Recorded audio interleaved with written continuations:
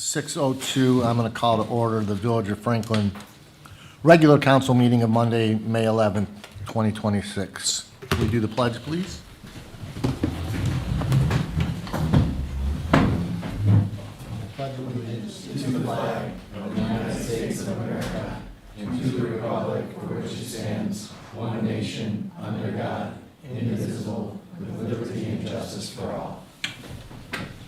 Thank you, everyone.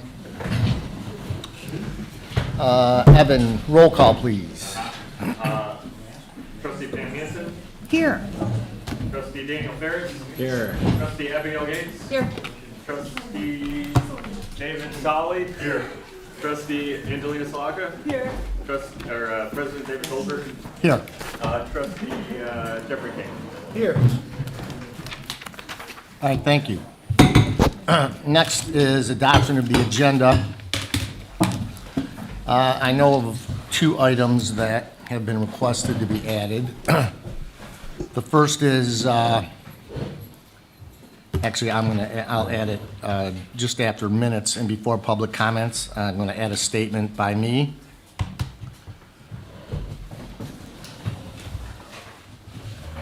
And we had a request from Chief Lawson to add to new business in item H, consideration of hiring a new police officer.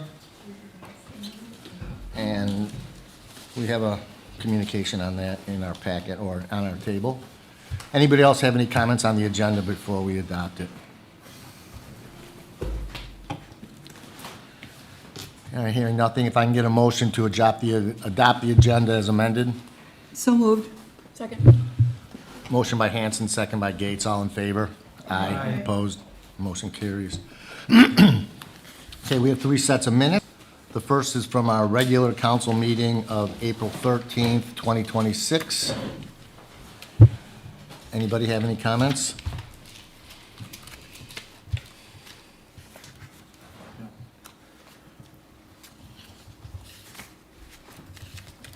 Hearing nothing, we can get a motion to approve. Motion to approve. Second. Motion by Solly, second by Gates. All in favor? Aye. Opposed? Motion carries. Village Council closed session minutes of April 13th, 2026. Any comments?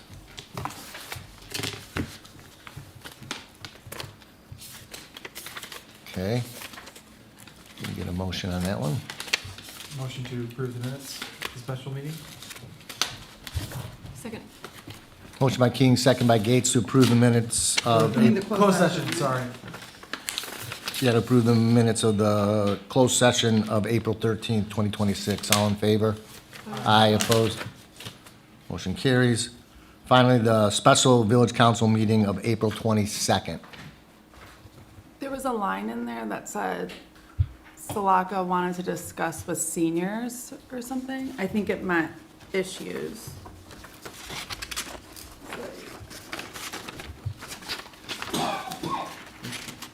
You know which page? Signs or? No. Oh, yeah, so I just see it here. It says page 6, 2026.04.11, first bullet I point. think it's supposed to be issues, Yeah. not senior.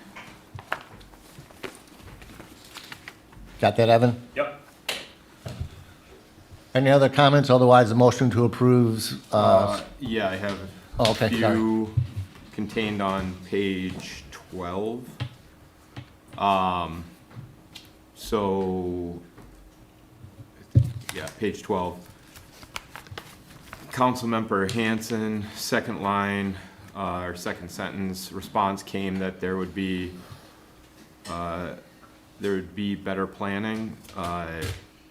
Response from Councilmember Solly, it came from me. Similarly, President Goldberg noted that it says his proposal when it should be this proposal.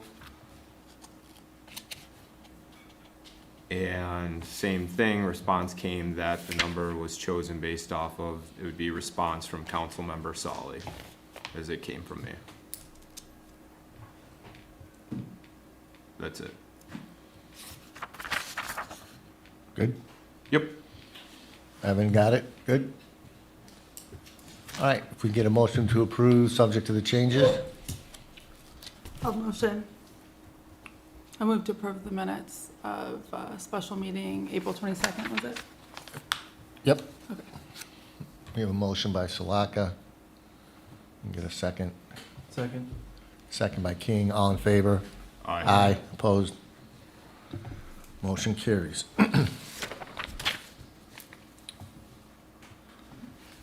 Okay. Before we move on to public comments, I'm going to read a statement. So I'm issuing this statement as a follow-up to the community about the financial fraud incident involving the Village of Franklin.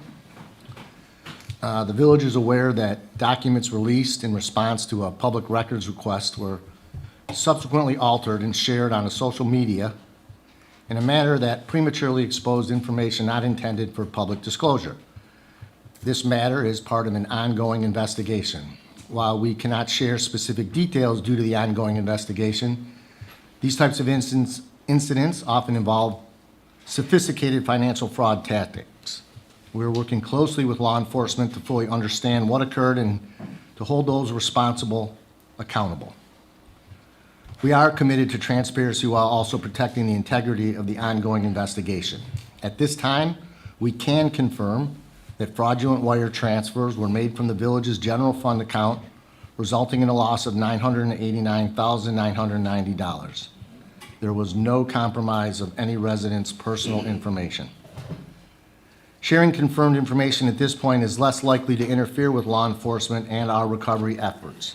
Our priority has been to support the investigation and maximize the likelihood of recovering funds. The incident was immediately reported to local law enforcement, and our chief of police immediately contacted the Federal Bureau of Investigation. The village continues to cooperate fully with authorities. A portion of the funds have been recovered, and additional recovery efforts are underway. Protecting public funds is a top priority. The village has taken steps to address the action and strengthen internal controls and security measures to reduce the risk of similar incidents in the future.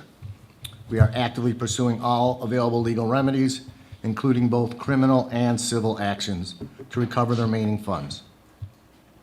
We will continue to provide updates as appropriate, consistent with protecting the integrity of the investigation and ongoing recovery efforts. Thank you.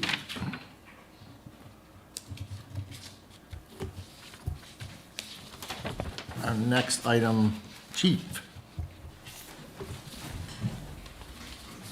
Oh, hold on, take that back.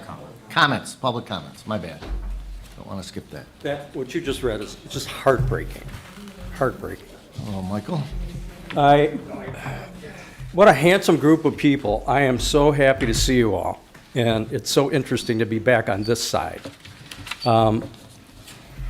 I do have a few more minutes necessary, and Ann McNeil has graciously agreed to yield her time to me.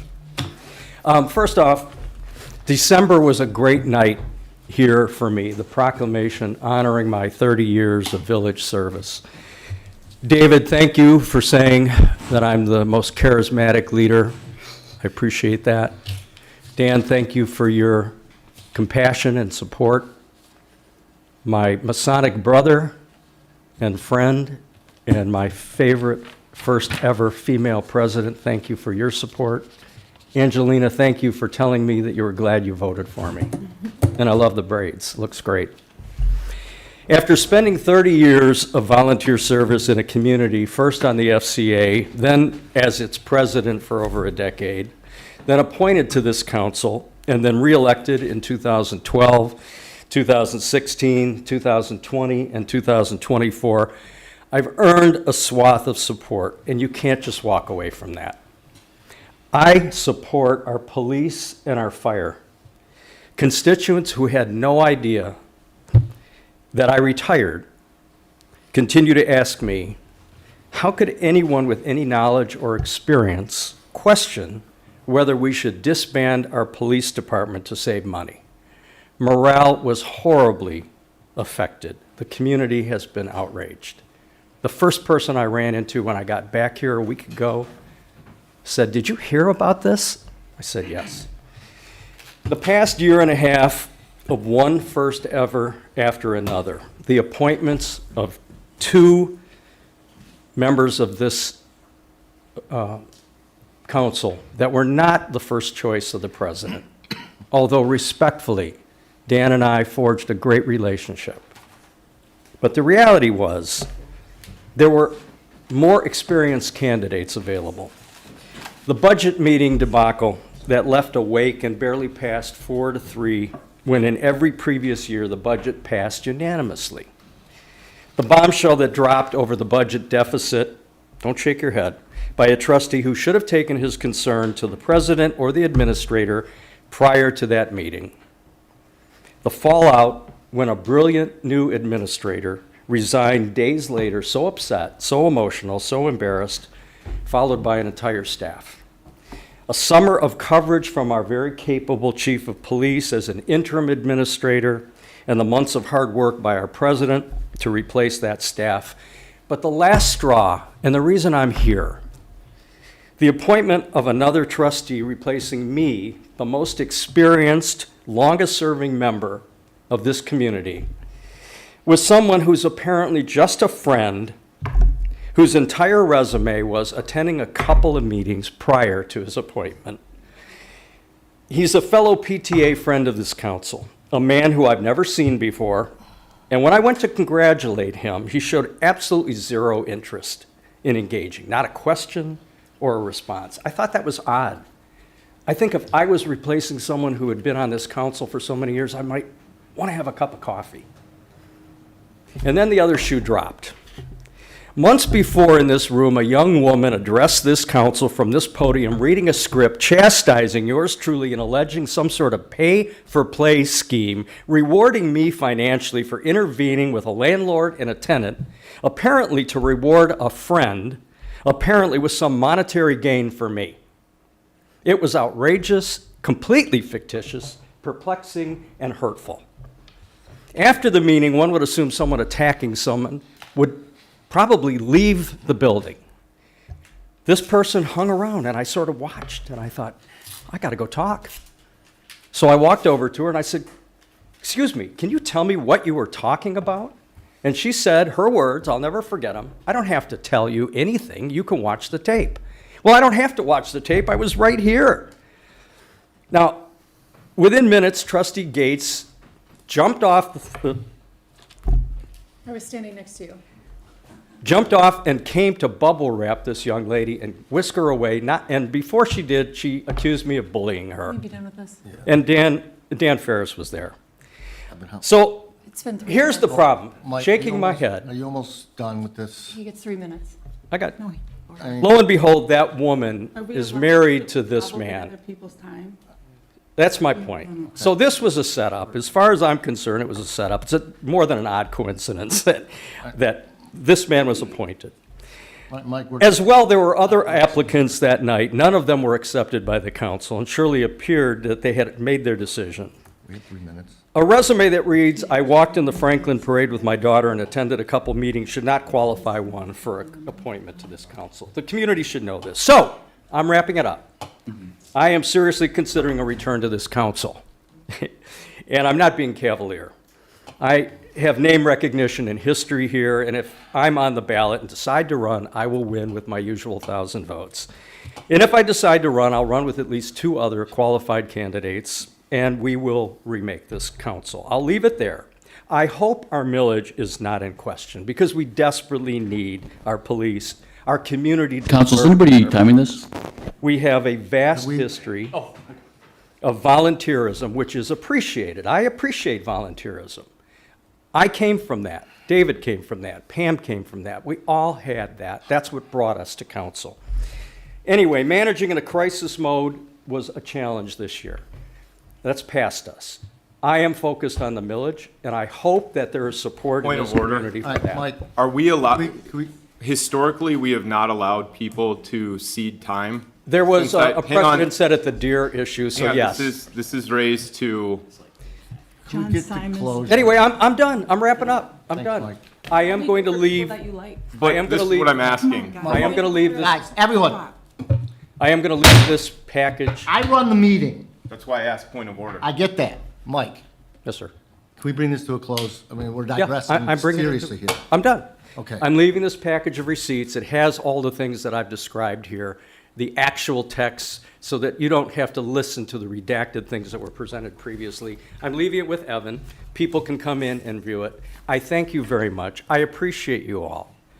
These are points that are necessary for this All right, committee. thanks, Mike. Thank you, sir.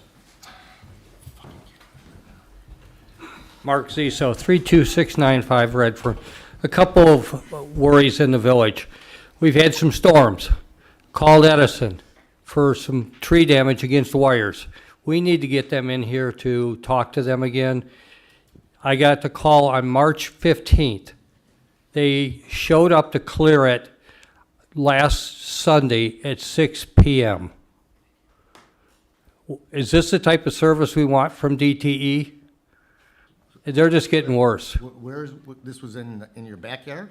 No, this was somebody over on North Cromwell.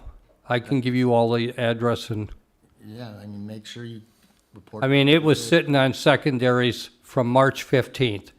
This client called 9 times to DTE. They were across the street. One of their crew came over, looked at it, and walked away and never said a word. And that was a month ago. Is this the type of things that we got to worry about? I mean, we're not even in the storm season yet. The other thing is, Xfinity lost Channel 7 and Channel 20 for 2 months. They were charging anybody that's got Xfinity for those channels. I recommend that you call Xfinity and get your credit. I believe they issued credits, but, Pardon me? all right, go ahead, finish.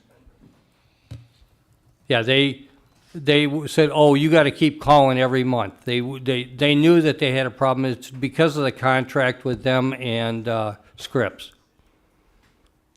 And so those are the 2 things I have. And thanks to the board for everything they do, and the chief. Thanks, Mark. Starting out. I want to pass this out. Do you want to just give it to Evan?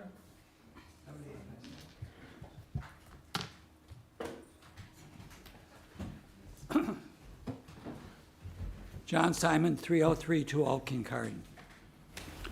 For the last 3 council meetings, I have been encouraging the council to develop a code of ethics, similar to those 22 surrounding communities have had for years.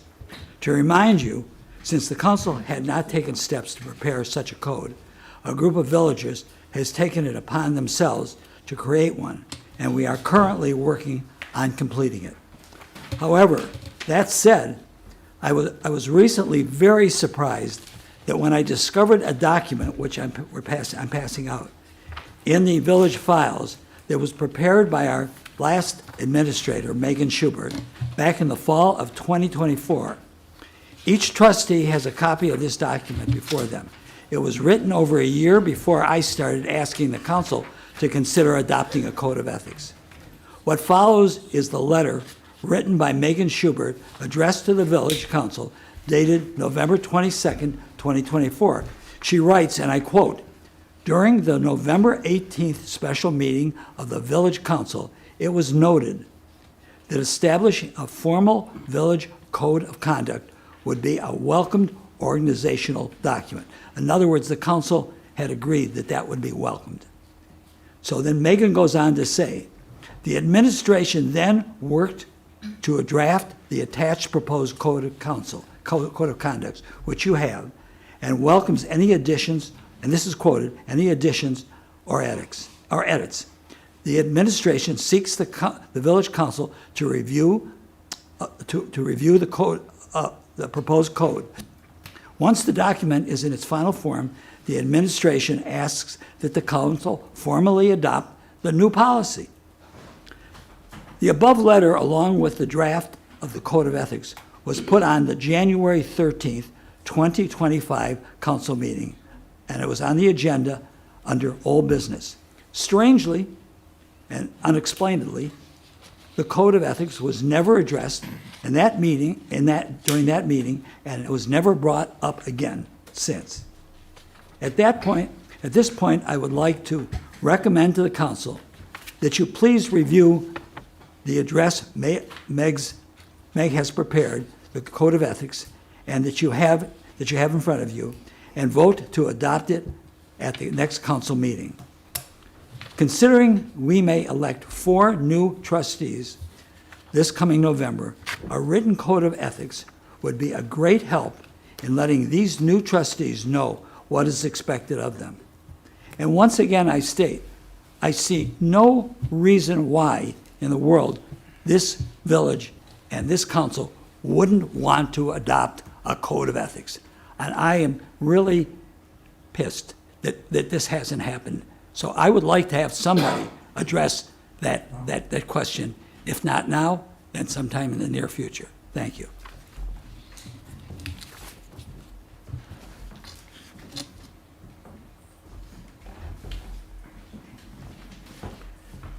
Rick David, 27201 Wellington. I'm coming here today about another important issue, important opportunity, pickleball. June 4th, FCA is sponsoring the first of 4 monthly adult social pickleball events on the Village Green, on their courts. And you're all encouraged to join us, 6 to 7:30. Everyone's welcome, beginners. We have all the equipment, and we have Franklin pickleballs for everyone that attends. Thank you very much. Do you need props to come up? Rick, do you need to sign up ahead of time? Rick? No, You can come, just show up. okay. What time? 6 to 7:30. First Thursday of every month through September.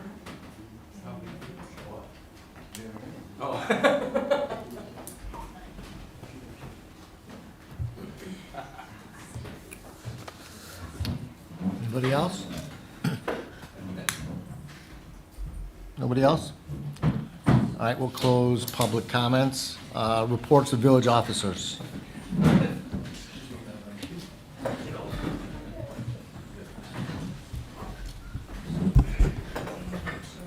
Good evening. If you look at the report that we submitted this month, Mr. King, Trustee King asked if we could add another column which compares this month with the same month the year previous. So we have that in several locations. Thank you. You're welcome. And we can fine tune it as you'd like. So that's there as well. And also if you look at, for the last month, community engagement, you can see we're quite active within the community, both at Franklin and Bingham Farms and in Oakland County in general. Last week, we had the Jewish Family Festival over on the Green. We had about 1,000 people attending that. It was a great turnout, great event. And the next day, we had the Huda School Aces Walk, where we had around 360 kids walk through the village, and they were supported by the police department. Rachel and I led the way. It was a great day. And ACES stands for All Children Exercise Simultaneously, and that happens throughout the country. So another great event in the village of Franklin. And with that, if you have any questions, please let me know. Oh, do you want to announce the Touch a Truck this Saturday? So, yes, sure. At Bingham Farms Elementary, that's my former thing. Birmingham Youth Assistance is hosting Touch a Truck. I'll be chairing that event. It is really a great event. It'll be from 10 a.m. to 1 p.m. this Saturday at Bingham Farms Elementary, so we'd love to see you there. Free hot dogs. And it's like $5 a family, and you can Correct, for stay parking. and go in the ambulances and the fire trucks, Right. police trucks. There's horses there.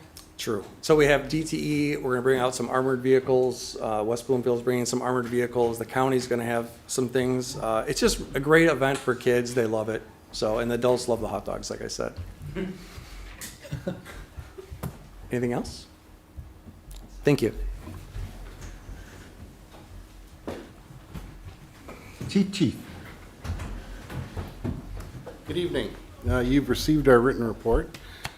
For whatever reason, it has been a unusually busy past couple of weeks, as evidenced by my rescue truck across the parking lot right now.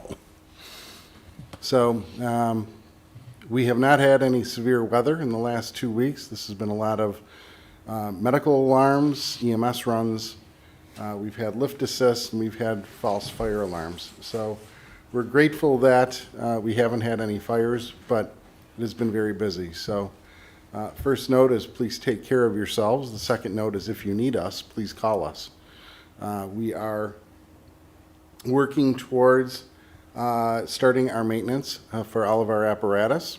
And we have also been as well involved in a number of civic activities. But I think the most important thing to say at this point is we had a meeting at the fire station with the village of Bingham Farms and other residents from both villages that were desiring to attend.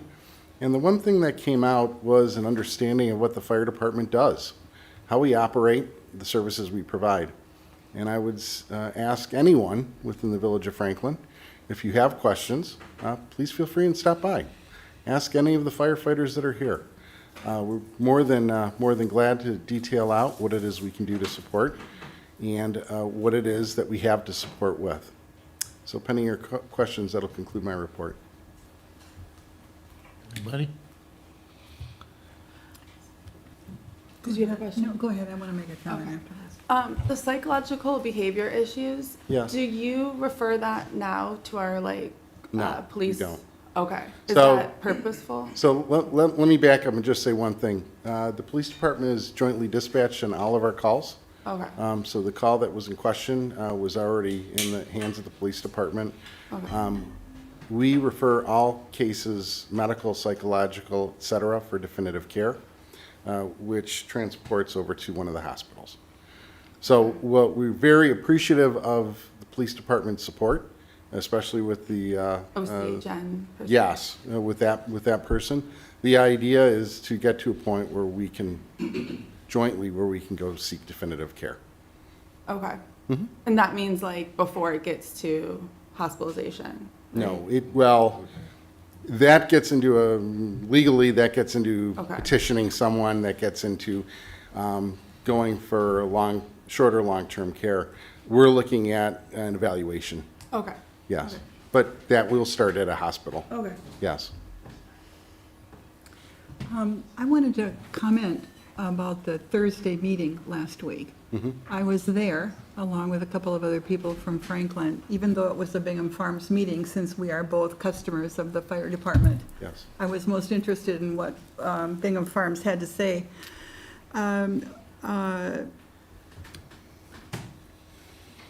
As part of the meeting, Tony provided a detailed overview of how the fire department operates. There were some questions among the Bingham Farms council members about, should we, advanced life support versus a basic life support as the service levels. That's a bad term, but what you did was you had the medical director from from West Bloomfield Hospital, who's your medical director, come and talk to the policymakers present about why you would want to fund and support an ALS level in all the rigs versus a combination of basic life support and then contracting with another ambulance service for advanced life support, and the pros and cons of that. I learned a lot. And I've been through Tony's fire department, and I understand, and I've had the nickel tour, which I really encourage all of you on council to do. Make an appointment, go over there and spend a couple of hours and nose around the fire trucks and learn how it operates. It's really an experience. But I wanted to say that I thought the discussion was very good. I learned a lot, but I think a lot of people learned more. And what seemed to happen in the meeting was the questions that the Bingham Farms Council crystallized a bit. I think there's room for dialogue going forward. But everybody who was at the dais said, I didn't know these things before I came here. The fire department just shows up. And I just thought you did a really good job. I would love for Steve, the medical director, and you and others to somehow memorialize that message And maybe we should figure out a way to do a video of it so that you can play it again. It's a good community education. And it was just a very impressive meeting that I felt calmed the Bingham Farms Council, because you gave them information that they were looking for, that they didn't have and now do have. So, good job. Thank you. It's appreciated. Really, it was a big meeting. It was a, I would say one thing, and I'll be very brief. We do contract for services. The very first thing is we're a private corporation, so we're a little bit more unique than any other department in Oakland County. However, we're not more unique than some fire departments throughout the United States.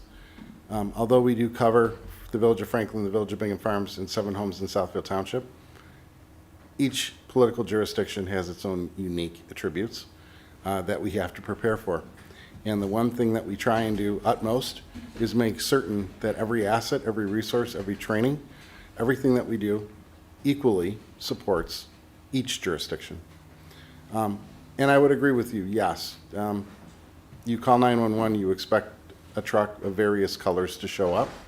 The reality is we are all the same, we are all different. Please ask. I don't know how to answer your question unless I hear the question.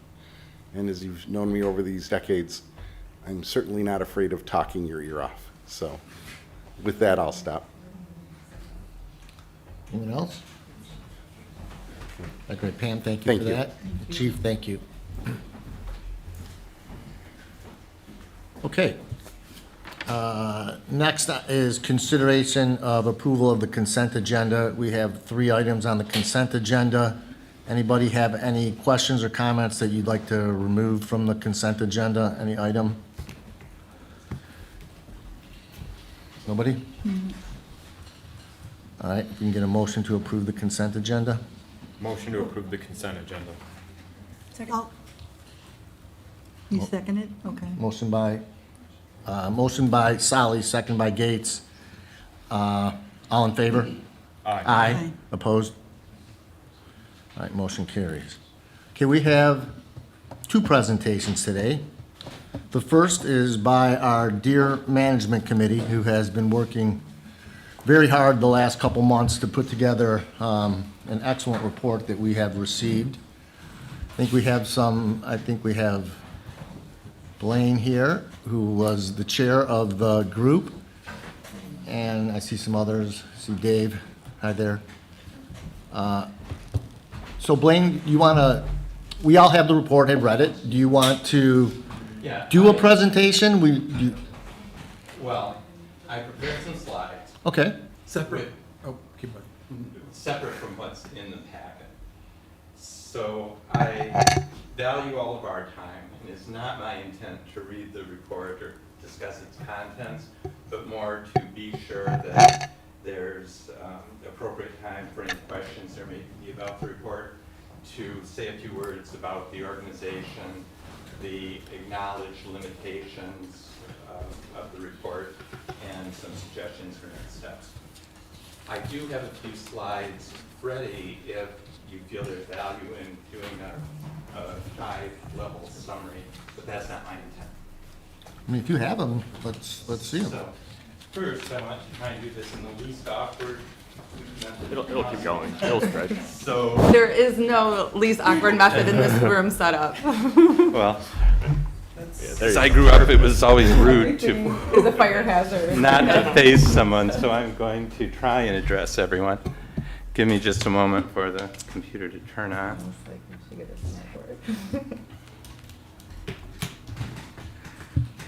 Using my daughter's cast-off computer from 7th grade, I think. Lucky it still works. Hopefully it does everything I need.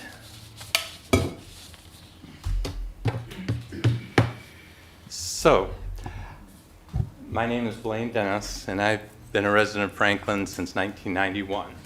And I'm going to speak on behalf of the Franklin Village Deer Management Research Committee, and specifically addressing the report we put together to define some of the options available to try and mitigate the conflict between deer and white-tailed deer and humans in the village of Franklin.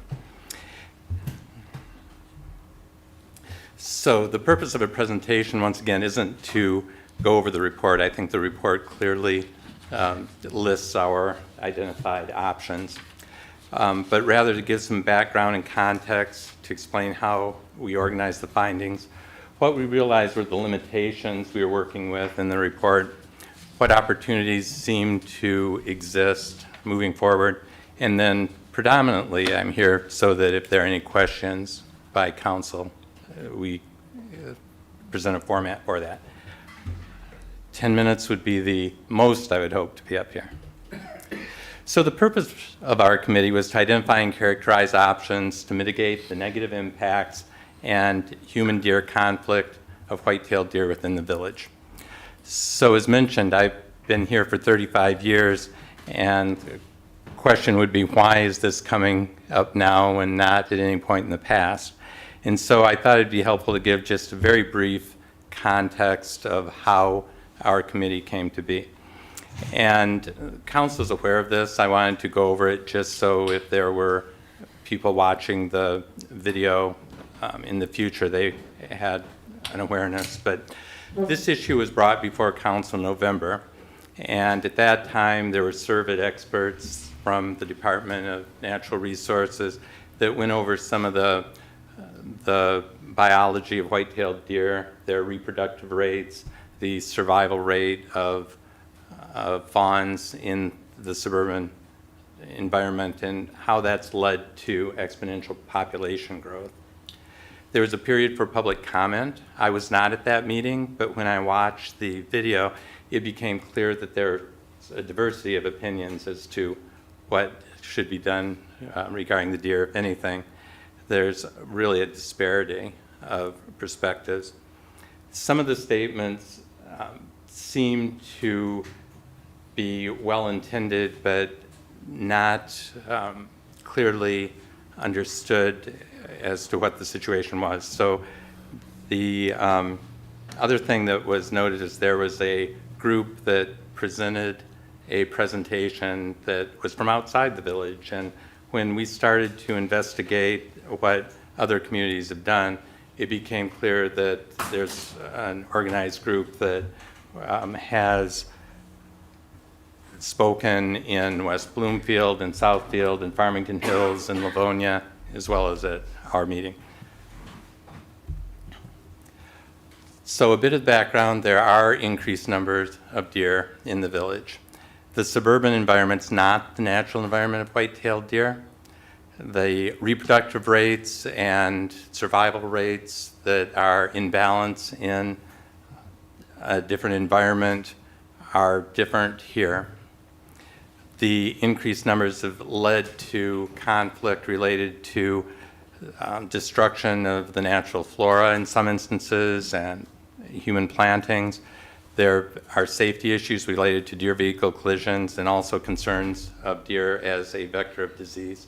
I was surprised to learn that we have data about the prevalence of COVID and SARS-2 in deer, which can carry the disease as well.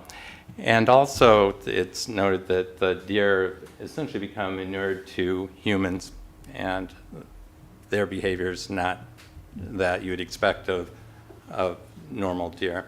So one thing that was clear from the DNR presentation is what defines the problem is really the conflict and safety issues associated with the presence of deer, and not a specific number or a specific density of deer within the community. I was using a spin bike in my room, and I looked up and there was a deer looking into the window. So I went out and walked around the front and took this photo. And the deer, a few moments later, took a couple steps toward me, which it's interesting to look at the different perspectives when people hear the story. Some say, oh, isn't that cute? My feeling was, boy, this is not a natural circumstance. Our committee, really attempted to be fact-based and objective. Our intent was to be comprehensive, to identify all potential options, and present those in a fact-based manner as opposed to trying to promote one perspective over another. We were given some data that, when we looked at it critically, really did not meet the standards we would expect from a scientifically valid perspective. And we, with what we were able to gather, did the best we could, but we're aware that the data we present here has its limits. And I want to acknowledge those limits because an assertion that we, for one reason or another, did not represent things with equal objectivity is not accurate. So we organized the report into strategies that are aimed to decrease the conflict without really changing the numbers of deer within the village. And then we looked at strategies that would reduce the number of deer within the village, either through non-lethal means, which essentially means affecting their reproductive rates in order to decrease the number of deer over time, or alternatively, looking at lethal methods that would immediately reduce the size of the herd. We characterized each of those methods with regards to efficacy, with an estimate of what the relative costs may be, the logistics involved. Some of the methods, though it may seem that they're simple, the logistics may involve, for instance, if we look at fencing, amending ordinances so that residents can erect fences where presently they're precluded. Also, none of the strategies was necessarily a once and done type strategy. So we tried to define what sort of commitment was necessary and then evaluate some of the pros and cons. When we looked at what resources we had, we essentially were limited to available data. It was astounding to me when I looked at the reports generated by Southfield and Farmington Hills of how much data they were able to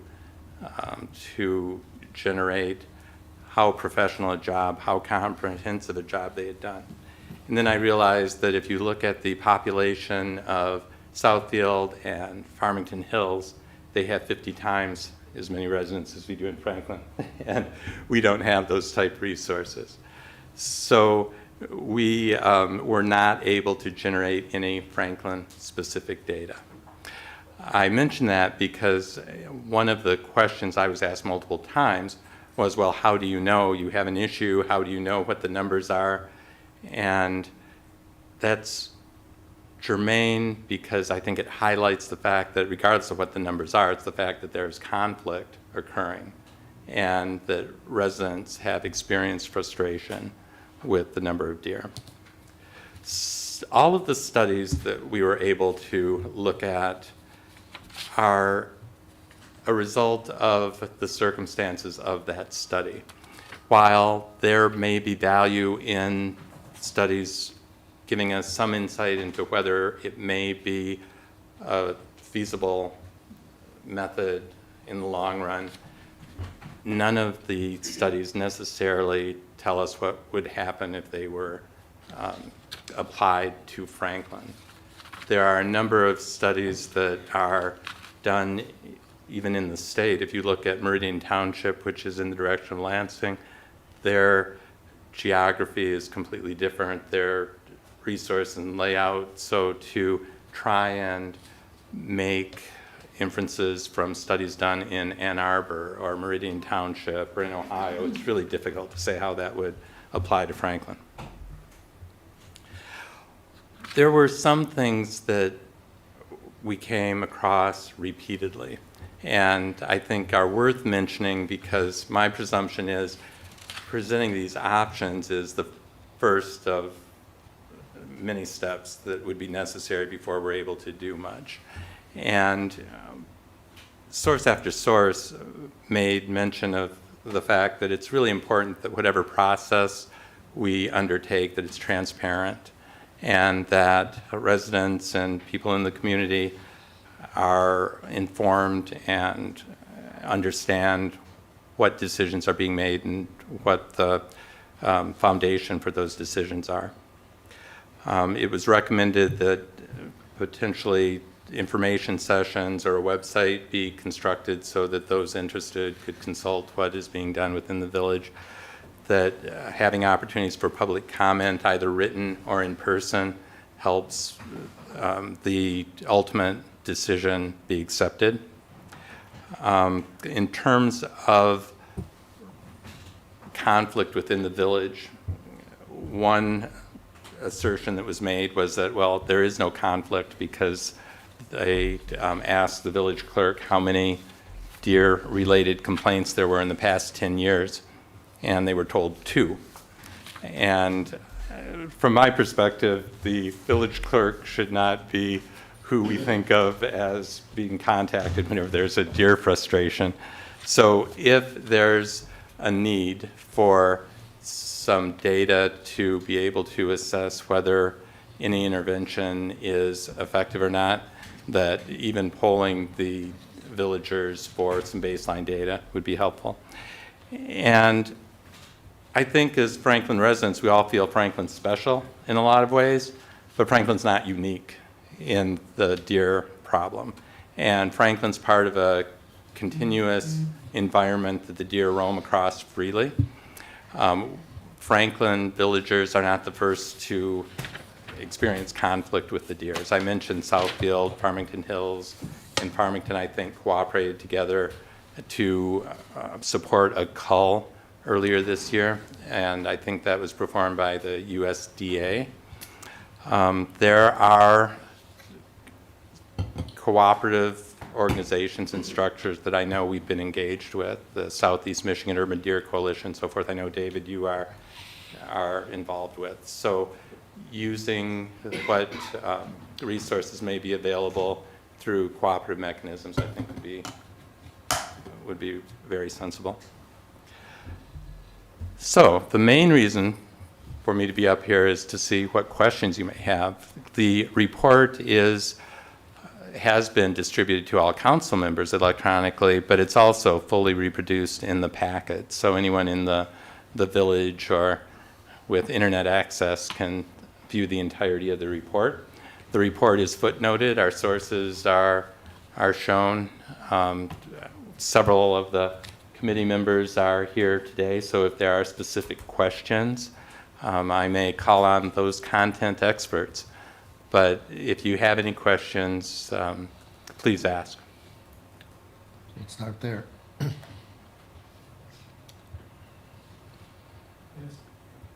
Oh, I'm sorry. Look, hold on, John, wait, time out. Let's start up here. Yes. Anybody? Just a comment. Thank you for delivering this on time. I know like 3 months ago, we asked for it to come back at the May meeting, and as someone who writes reports, I appreciate and acknowledge that it's not easy and it's time consuming to create one, so thank you.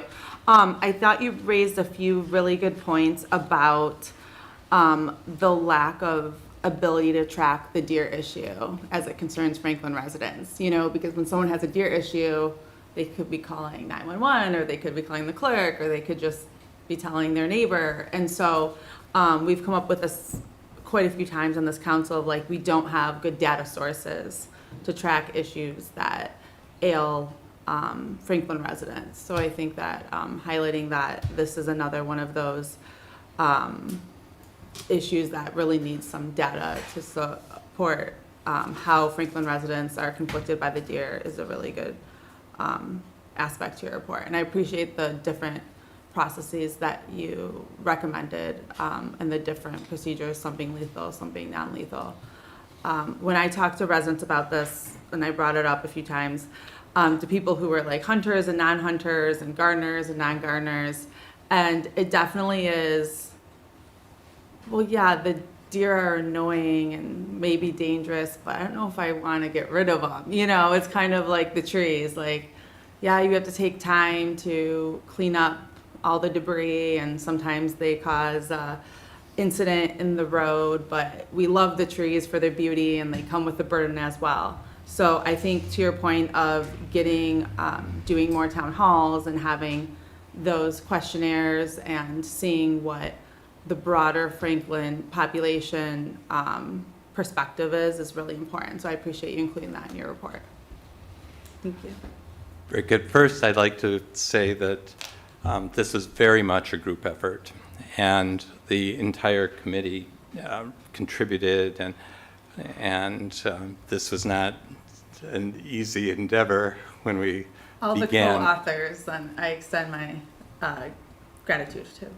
Yeah, Dave Bennett with his AI tool was very helpful at getting the writing done. So, and I feel that we had a very qualified committee that was able to look at the studies and process and put this together. As mentioned, there's quite a disparity of perspectives.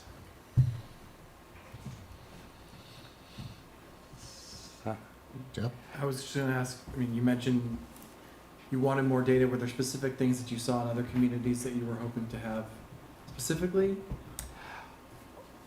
Well, to give a little bit of background, to begin, being aware that other communities had started their process of evaluating options and moved down the road, we looked at what was done. Margaret Bancroft had presented Southfield's report, which is public record, and you can look at it, or Farmington Hills. And Farmington Hills has a, I'm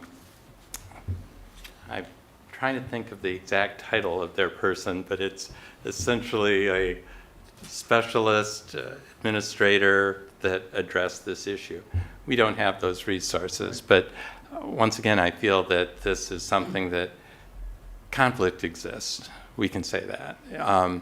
And for instance, if you look at deer vehicle collisions and human fatalities, one of the points that was brought up at the November meeting is, well, there haven't been any fatalities with deer in Franklin. But boy, just statistics are, the more deer you have, the more likely you are at some point to have a fatality. There are fatalities in the state of Michigan. If you look at the national data, there are about 58,000 deer vehicle collisions reported annually, and 440 deaths in 24, 25, I think it was. And yes, that's national data, but it confirms that the issue is real. And once again, we tried to stay objective with this. Appreciate that. But as I started, I said it seemed to me the perspectives of some don't understand the circumstances. It's almost as though if you look at the data going back a couple of hundred years of how many deer were believed to be in Michigan, where the deer herd was, how that's changed over years, and so forth. This is not the natural environment of the deer. And it is an environment to which they've adapted very, very well. Essentially, yeah, essentially when you change the forces that maintain balance and remove predation, remove the scarcity of food, and the natural biology yields a reproductive rate that is out of balance at this point, a mortality rate amongst fawns that is out of balance at this point in terms of their numbers increasing. It's important, I think, to allow people to express their perspective, but hopefully to educate so that that perspective is not based on inaccurate presumptions. Was there any discussion on whether or not surrounding communities, like one of the beautiful parts about Franklin is the amount of open space that we have, right? The fact that it's not a highly condensed area. So if we compound that with other communities participating in calls, the natural migrations of deer are to identify places that are safe harbors. And were there any discussion around concerns or any potential studies around what we could see for an increase if other communities start participating in calls and we don't? So our mission was to be fact-based and Yep. present options. Right. And some of the implementation issues get complex. I'm happy to discuss, and we can look at, but we didn't necessarily present that here or in the report. Yeah, I think for the most right. part it is in the report, but as a couple of examples. For a cull, the deer herd is under the auspices of the Department of Natural Resources in Michigan. There are guidelines, as I would presume people understand, for many different things, but when it comes to a cull, in order to do any culling, there's a requirement of a 5-acre parcel. Yep. If you look at Southfield, you look at Farmington Hills, there are golf courses, there are municipal parks, there are stretches of land that we really don't have in Franklin. And so the specific logistical issues, I think, are touched on for the most part in the report. As mentioned, we've footnoted in reference each of the sources we used, so that can be looked at. I would hope that we've made every effort to be complete, but we don't delude ourselves into thinking that we've identified every possible option. And so as I tried to outline in the context leading up to the report, that the content experts for deer biology is not our committee, Yeah. but the DNR. The content experts, when you're looking at the impact to the natural flora and plantings, it's not our committee. There are other content experts. So yes, we looked at logistics and a realization that Southfield is 26 square miles, Farmington Hills is 33 square miles, Franklin is 2.6 square miles. That the deer make no distinction that if they cross Inkster Road, they're in Farmington Hills, but if they cross to the other side, they're in Franklin. So the deer herd is free-ranging. The municipalities only control, only enact their actions within municipal borders. So and I'm going to look to perhaps David or Margaret, who have had discussions with the Southeast Michigan Urban Deer Coalition, because I think they have a higher level perspective and a broader perspective of how actions in Southfield or in Farmington Hills impact the village of Franklin, and how the herd moves. Do the deer realize they're safe havens? Do they not? One of the things that the DNR point out is that white-tailed deer are philopatric, meaning they are born in a location and they may range about 0.4 miles from that, but they're not deciding they're going to go to Royal Oak today. That the deer within an area sort of stay in that area. So if the surrounding municipalities enact things such as a cull, that may result in deer moving here. It could result in deer from Franklin saying, boy, there aren't as many deer eating the vegetation over in Farmington, we can move over there now. So, Okay. Thank you. you're welcome. It's a long non-answer. No, it's okay. Yeah. So- Thank you. Anyone else? Yeah. All right, John, John. you gotta come up here. So, do I remember that there was a report that Franklin had 7 times as many, it was supposed to be 100 per, I'm just making up a number, 100 per acre or per square mile, and that Franklin had 7 times that many deer in this area?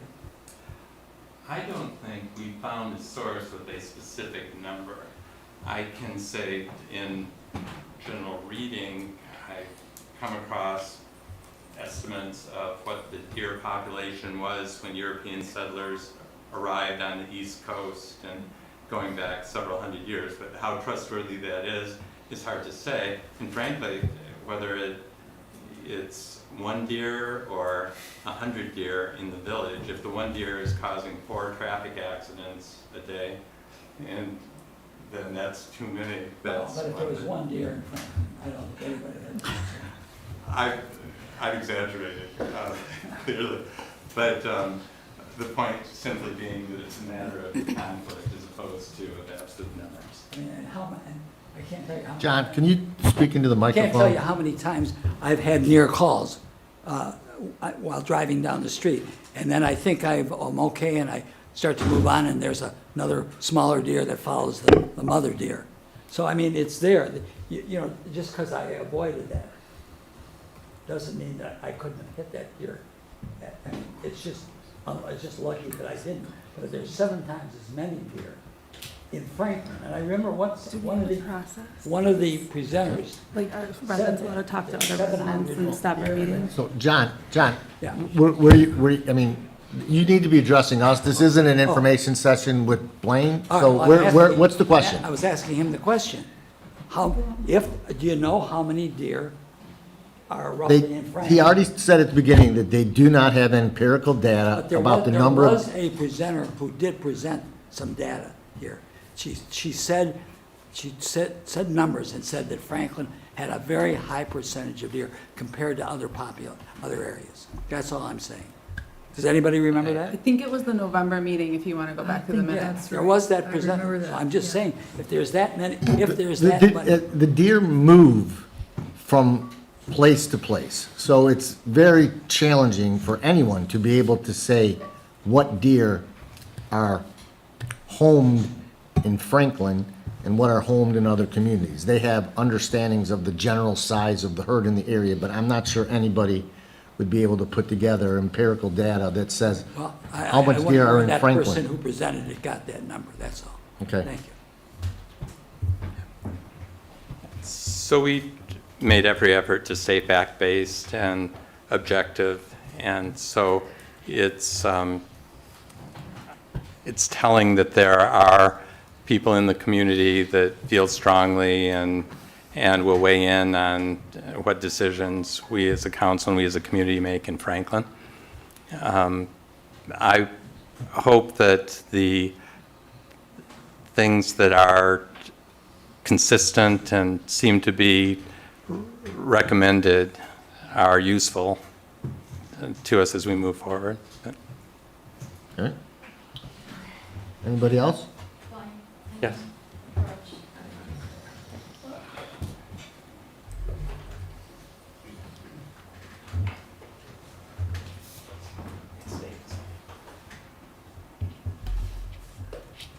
I'm Margaret Bancroft.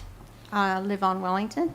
And I just wanted to say that the whole idea is because the deer move around, the whole idea of this whole region, we need to work together because Southfield's doing it, because Farmington Hills, Farmington, Livonia, I believe is in there.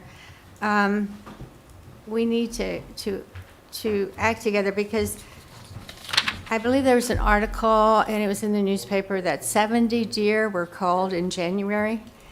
And this was through the Southfield Farmington Hills attempt. And I think the thing they were disappointed in was that when they baited the areas that they were going to do the culling, they didn't get enough deer. They wanted to get more than 70. But because, you know, they didn't have enough property or spaces, so the whole idea is to get the whole region together and to combine the spaces to make it effective for the whole region. If one area does it and another area does not, I mean, that's not contributing to the whole. Like Blaine was saying, they move around and you can't count them and it's hard to keep track of them and so on. So that's the idea of us joining in with those that are already doing it. And also of interest is Beverly Hills. On June the 2nd, they're having an open meeting at Groves High School, and anybody can attend, and it's concerning the deer. So there's going to be discussion there and so on. And I think they're finally trying to get on board as well. So again, you have to think of the whole area. And I just wanted to say, you know, I'm going to go to that meeting, and anybody who wants to come, it's open to the public. So Margaret, what was that again? June the 2nd at Groves High School, there is a meeting, and it's instigated by Beverly Hills, and it's concerning the deer problem. Thank you. Thank you. We talked about open spaces. Nobody's considered the ravine over on, I mean, there's a huge open space over at the north. In 14 Mile? Yeah, 14 Mile. I mean, it's a, you know, you look there and it's a wide open space. Nobody's ever considered using that as the space that they need to use to cull. That's in Bloomfield Township. Pardon me? That's in Bloomfield Township. No, it's in Franklin. I live. What are it's you right talking behind- about? It's right behind the ravines and right behind. Oh, along the river, you mean? Along the river. Okay. But it's huge. Those are people's backyards, though. By the condo association over there. Yeah, but it is open space. There's not enough space in there. So just a few words in closing. My intent was to try and be respectful of everyone's time. I think the specifics of our findings are detailed in the report. It's available to everyone. If villagers are interested or anyone is interested, you can go to the packet and read through. And I see this as a first step of presenting options, and we can consider the details of the option, and as council moves forward, can discuss and weigh the various options. But this report's only intended to be fact-based, and here are the options, here are the considerations we've identified, relative costs, and so forth. So I encourage you all to read it. Thank you. What's the, how do you get to the report? It's in the packet. So you go to the Franklin website. It'll be in the every meeting has the agenda and the packet associated with it. Oh, it's back to the, And you can download it and read it at your leisure. I just wanted to address your question. The Franklin Cemetery is, I don't know how many acres, it's at least 5 acres. But they have agreed to lend out their land for a culling, so we do have some land, so. All right, thanks, Margaret. Before we move on, just real quick, Evan, if you could include in our newsletter the announcement about Groves. We don't have the time yet, but once we figure that out, I think that'd be helpful for our residents. Yeah, I think Margaret, like Bingham Farms and Beverly Hills, those are really good communities that I'd be interested in and what they're doing, just because they're smaller and they have less money, whereas Southfield and Farmington Hills have like a huge tax base. And so I think that was really smart of you to bring that up, so thank you. Well, I know Bingham Farms is talking about it too. I don't know how far they've gotten with it yet, but the residents are concerned about it, so. Thank you. All right, so before we move on, because we do have to have a plan on what our own next steps are. So, Blaine was correct. There is what is called the Southeast Michigan Urban Deer Coalition. It has about 25 of our surrounding communities that have shown interest, although at this moment, the real active participants are Farmington Hills, Farmington, and Southfield. And they have had communications with Livonia, because Livonia and Farmington Hills border each other, as to whether Livonia would be interested in participating or having their own group. What the coalition is designed to do is to create a collective call They did have their call in January, 70 deer were removed. They had a permit for a larger amount, but as Blaine mentioned, due to weather and other circumstances on the evening of the call, the deer had moved. I have gone to, I've attended 3 of their meetings, 2 of them by Zoom, 1 in person, and then there's another one this Thursday on Zoom. The group of Southfield, Farmington Hills, and Farmington have already sort of united. One of the things that they've done is they've teamed with the USDA. The USDA led their last call, but the USDA has made it clear to communities that because of the how many number of communities around the state want to do this and the limited number of USDA sharpshooters and call teams available, that there's no guarantee that just because you were able to register for and get a call in 1 year, you would be able to get it the next. And as the report showed, if calling is the way that a community wants to go, regular annual calls over at least a 5-year period of time would be the ideal way to try and show long-term reductions. They're further ahead than us. They have been asking us to consider participation. I have been telling them that we are strictly still in the information gathering stage, are not in a position to make a commitment yet, and have been very clear that financially we have limited resources to contribute, as well as the fact that, as Blaine mentioned, if we were to consider participation, there would have to be some allocation of costs, being that the 3 other well, at least 2 of the other communities, Farmington's larger than us, but not like Southfield and Farmington Hills, which are 10 and 15 times larger than we are, that we would not be in a position to contribute financially equal to where they're at. What I have gathered is they agree that working in groups is the key thing because of the collection of communities working together. What they know and what they found on this last call is deer move like by the day. I didn't realize how much they actually moved around our communities. And we're there for 3 nights in a row.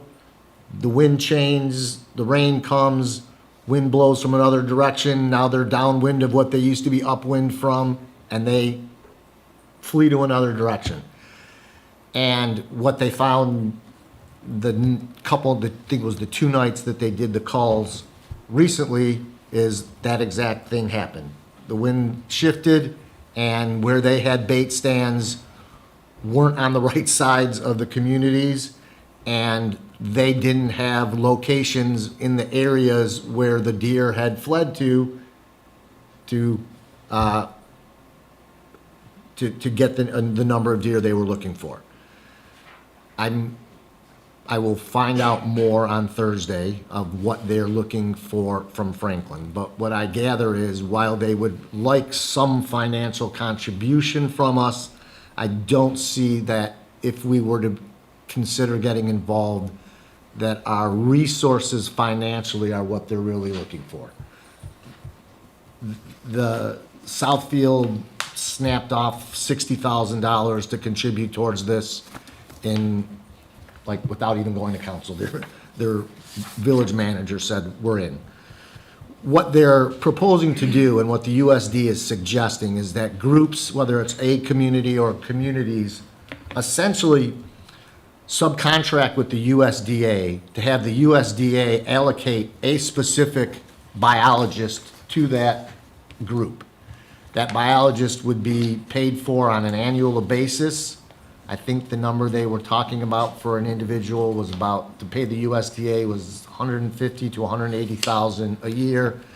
And this individual would be available to all the participating communities to assist on a number of various biological and ecological issues, not just deer management, skunk management, coyote management, flora management, all kinds of various things that the USD is involved in.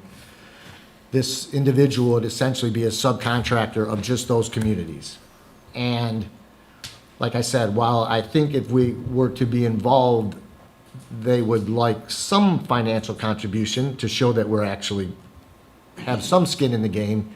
It would be more having available places in our community to set up a call if need be. And for the, like I just said, if they have everything set up to be on the west side of the coalition in Farmington and Farmington Hills, because that's where the deer are on a given day, and then the call is set up and they do whatever studies they do to determine where the deer are. I believe it's a lot of it done with helicopters and heat-seeking devices. They see that the deer have shifted, and now all of a sudden the deer are on the east side, and a location in Franklin or a location in Beverly Hills would be the ideal spot. If we were a participant and we had already contributed a location, they could shift to that location and participate. So I'm gonna leave it at that. They're gonna want an answer from me on Thursday, which I'm gonna clearly tell them, and anybody can, Thursday's a Zoom call again. I will get I think Evan might have the information, so if anyone wanted to get it and listen in on the Zoom, you can. That's really what I'm gonna do, is try and gather some more information, get a better understanding of what they would expect from Franklin. And then we need to do, as Angelina had mentioned, whether we want to have a community get-together, we want to continue doing it in our meetings, but it would probably be better if we scheduled something specific just for this, is to get some input from our residents. One, whether,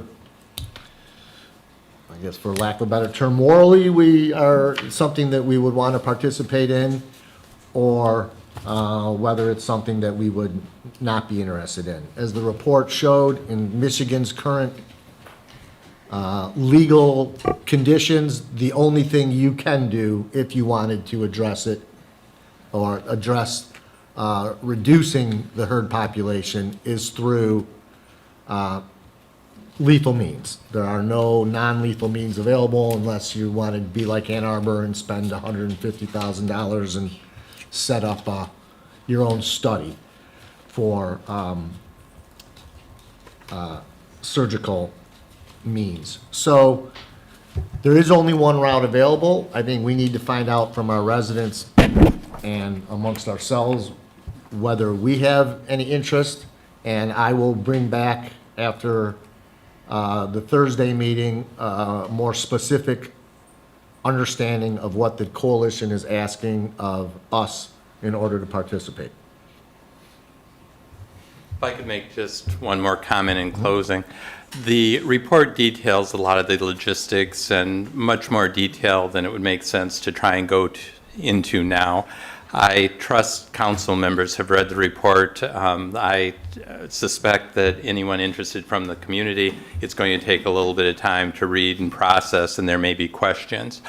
I mention this only because with the delivery of this report, that essentially ends our tenure as the Franklin Village Deer Management Options Committee. However, if there are questions identified that there would be value to clarifying, if council would like, I'm sure that the other members of the committee would be willing to respond to those questions.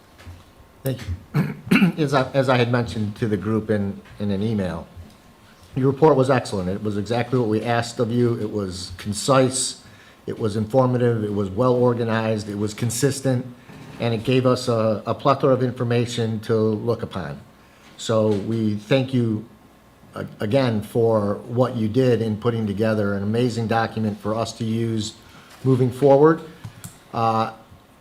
Each of you have probably in your own area that you took on become quasi-experts in your little area. So as we do proceed with discussions, we might have to call upon one or more of you to assist us in the background and the data that you found. But we thank you for an amazing three months. I was not at every one of your meetings, but I was watching from the sidelines, and reading your emails, and you guys work together very well. I appreciate how you let the outside residents participate. So to each and one of you, I thank you, and we all thank you for delivering us an excellent report. And we will, to the residents, we will continue to look into this. David, for the upcoming meeting, I think the two things that I at first instinct, support joining a coalition like that. The two things that I would want to know is cost and timing. So if we want to organize with the community, how quickly do we need to get feedback to ultimately make a decision for participation? Then obviously cost.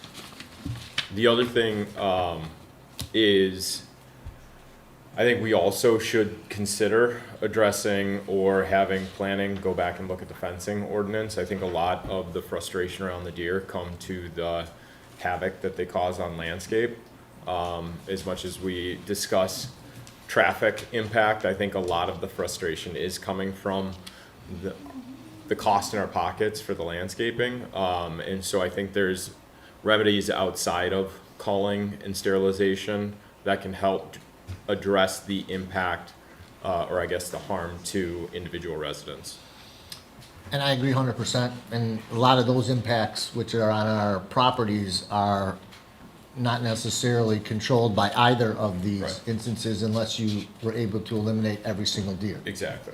So I just, on a sidebar, I did reach out to Stuart and Chris Duzin to start getting their minds thinking about what it would entail to have Chris start looking into what's the size of a fence that you would need. I was under the impression that going to a 6-foot fence would do it.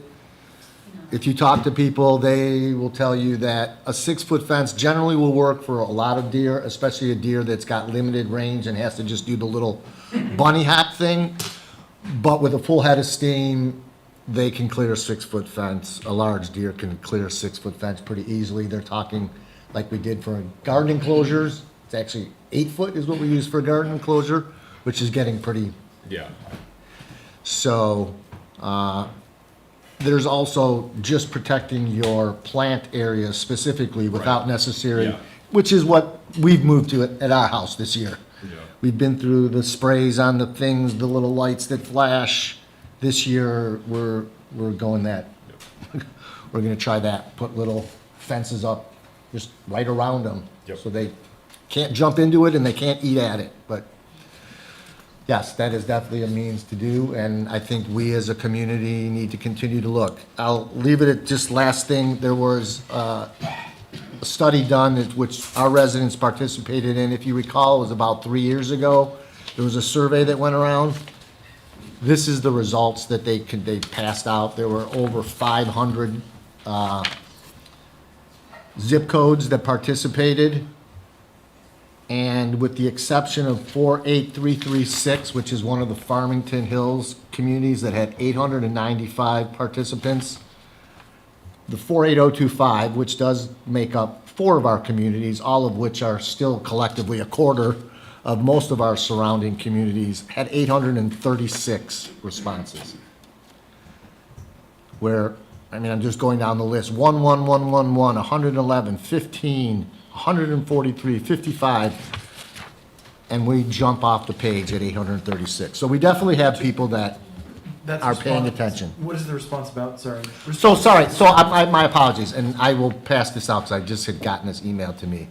Perception of population, increased, decreased, stayed around the same, don't know.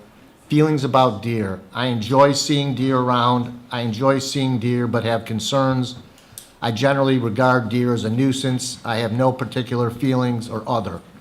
Those are all the questions asked. Correct. And for our area codes, on the first set of questions, perception of deer, 80% said there had been an increase, 16% said stayed around the same, 2 and 1 for decrease and don't know. And then on the questions about feelings, sorry. I enjoy seeing deer, 21%. I enjoy seeing deer but have concerns, 49%. I generally regard deer as a nuisance, 36%. I have no particular feeling 1% and other was 8%. How many respondents for Franklin? We don't know, it was zip The code. 48025 had 836. So Respondents? that's us Birmingham, us Beverly Hills and Bingham Farms. So Oh, so if you divided it by 3, that's, 300 people. a couple hundred, yeah, each. So that's that. And I know you guys want to get going, so unless anybody else has anything else, we'll move on to our next item, which is the Main Street, Spirit of Main Street Grant Award presentation. So Pam and Mark, the floor is yours.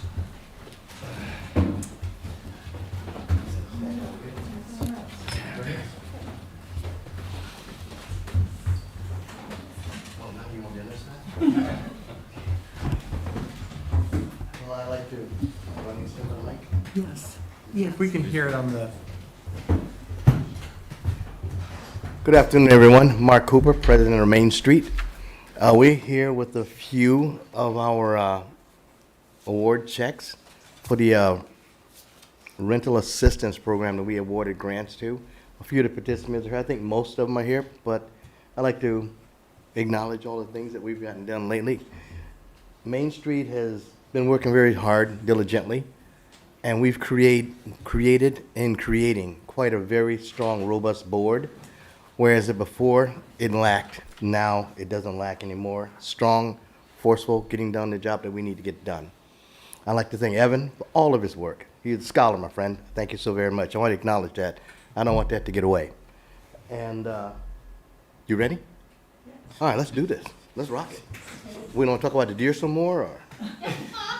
All right. Oh, this is Selena.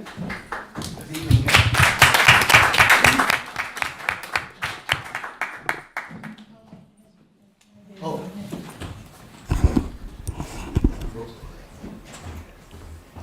The participants, one of the criteria for being awarded the award was that they participated in the events and showed support as the events took place in Franklin. That was one of the criteria that we stressed firmly, and the recipients did participate in all the events. Got another one?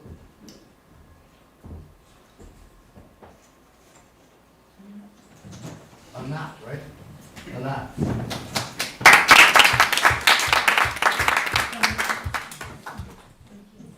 Thank you. Thank you. Mark, get over here. Where is this business? She's the food lady. Oh, no, that's not true. Lisa McDonald.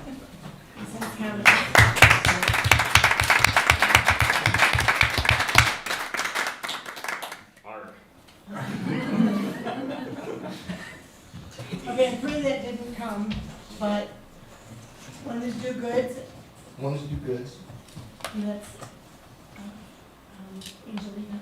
No, what's her name? Andrea Weather. Andrea, sorry, and close. Yes? And she, I don't know if anyone knows, but we're gonna What is be that getting a business? pizza parlor. Oh. And this is gonna be in the plaza, and it's really exciting. She's doing a great job at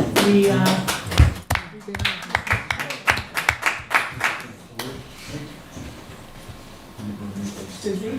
Susie's not here? Are you kidding? Oh, Susie. I'll take Susie. her check for her.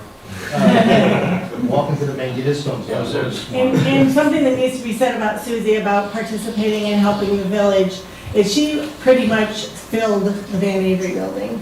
She got so many, businesses to come in. There's only one room left in there that is vacant, so I think she does a spectacular job.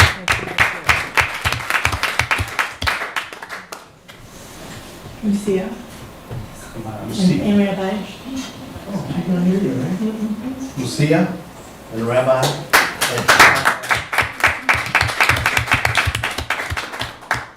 We want to thank everyone for all your participation and helping Main Street be Main Street as we grow and go. You're going to be surprised at the things we have in store for you guys. And So- can you guys come over here? We're gonna get a group picture. And then each of you, before you go, give you a free rare PR shot. since you were here to come, if you would like to go up for the mic and spend a second, introduce yourself, tell us what your business is, where you're located, what you particularly do. Make sure all the residents know, each of our wonderful businesses and what you do. I think there could be residents that drive by and see the name and have no idea what's going on inside. So if you want to let us all know what you do, that'd be wonderful. Okay, can we take a picture first? Yeah, take your picture, yep. But take your check visible-ish, I guess. All right. Mark, look up. 1, 2, 3. All right, perfect. Thank you. All right, you guys want to say anything? Yes. Come on, okay, let's do this, get it over with.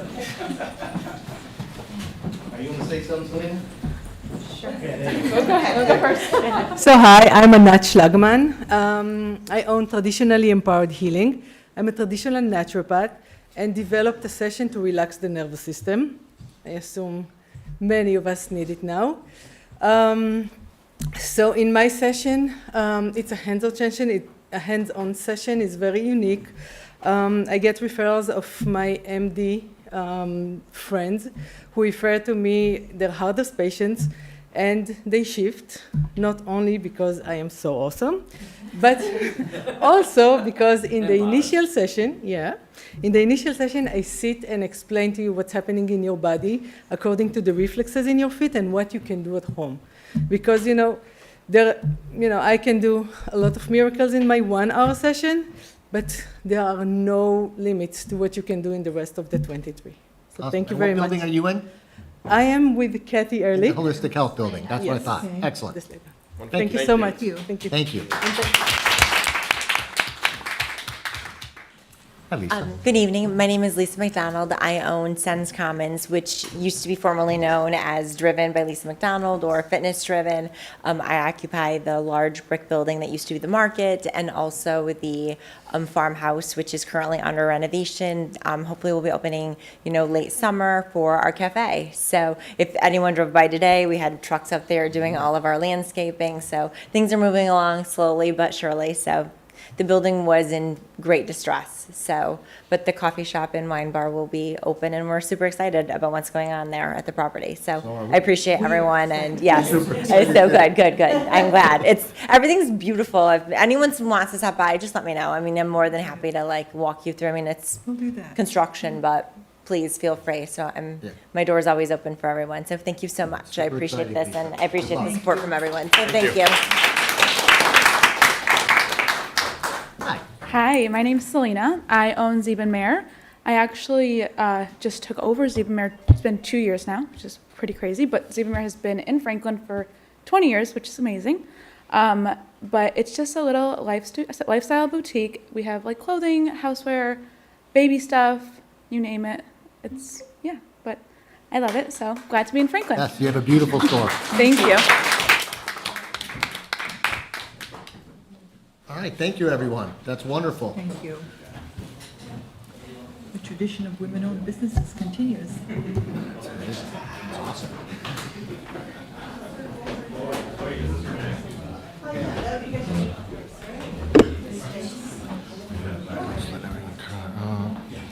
It's great. That's just great. I think Andrea said she closed on the strip mall. Yeah. None of her That's great. wonderful. That's wonderful. Okay. Let's let them get out. Next item on our agenda is we are going to have a public hearing on the proposed fiscal year 2026-2027 budget. So it is 7:36, and I'm going to go ahead and open the public hearing. Jody or Rachel, do you guys want to say anything as far as what's been presented? Where we're at, and then, of course, we'll let residents that have any questions or comments to speak. So typically, the budget is a long process. This is the first public portion of it, and it just comes with a presented recommended. Goes from departments to the treasurer. It gets published in here. Then we start having the conversations, workshops, and have the 30-day period from when this is presented, and it has to be adopted before the beginning of the fiscal year on July 1. And so there will be things coming up of participation. The budget should be adopted in the June meeting. So there will also be an opportunity there for public comment for any of the items. So today is more of just a presentation of, you know, that we've actually, like, I have actually went through all of the lines and went through all of the items, and there's, you know, more things planned and more things to come. I will say for an example, anything related to salaries is kind of like a tentative, like, little placeholder based on what it was previously. There are some allocations, some potential differences with insurances and costs and stuff with that, to be able to put that together completely on an individual basis and then allocate for where those should be. So that one is a work in progress, but will be kept along the way. Excellent. Anybody in the public have any questions or comments on the first draft of the proposed budget? Does the budget include the tax rates? It might be under Could revenue. you come to the podium? Yeah, can you come up here? What was the question? Tax rates? Oh, tax rates. No, but that is an item that we are addressing on the agenda today. Do you want to have a seat in here, by the way? All right, so, everybody, next steps moving forward. Ideally, we would be in a position to have everybody been able to vet this out and take action at our June meeting. If we're not ready at our June meeting, we would, of course, have to do it in a special meeting between then and the end of the month.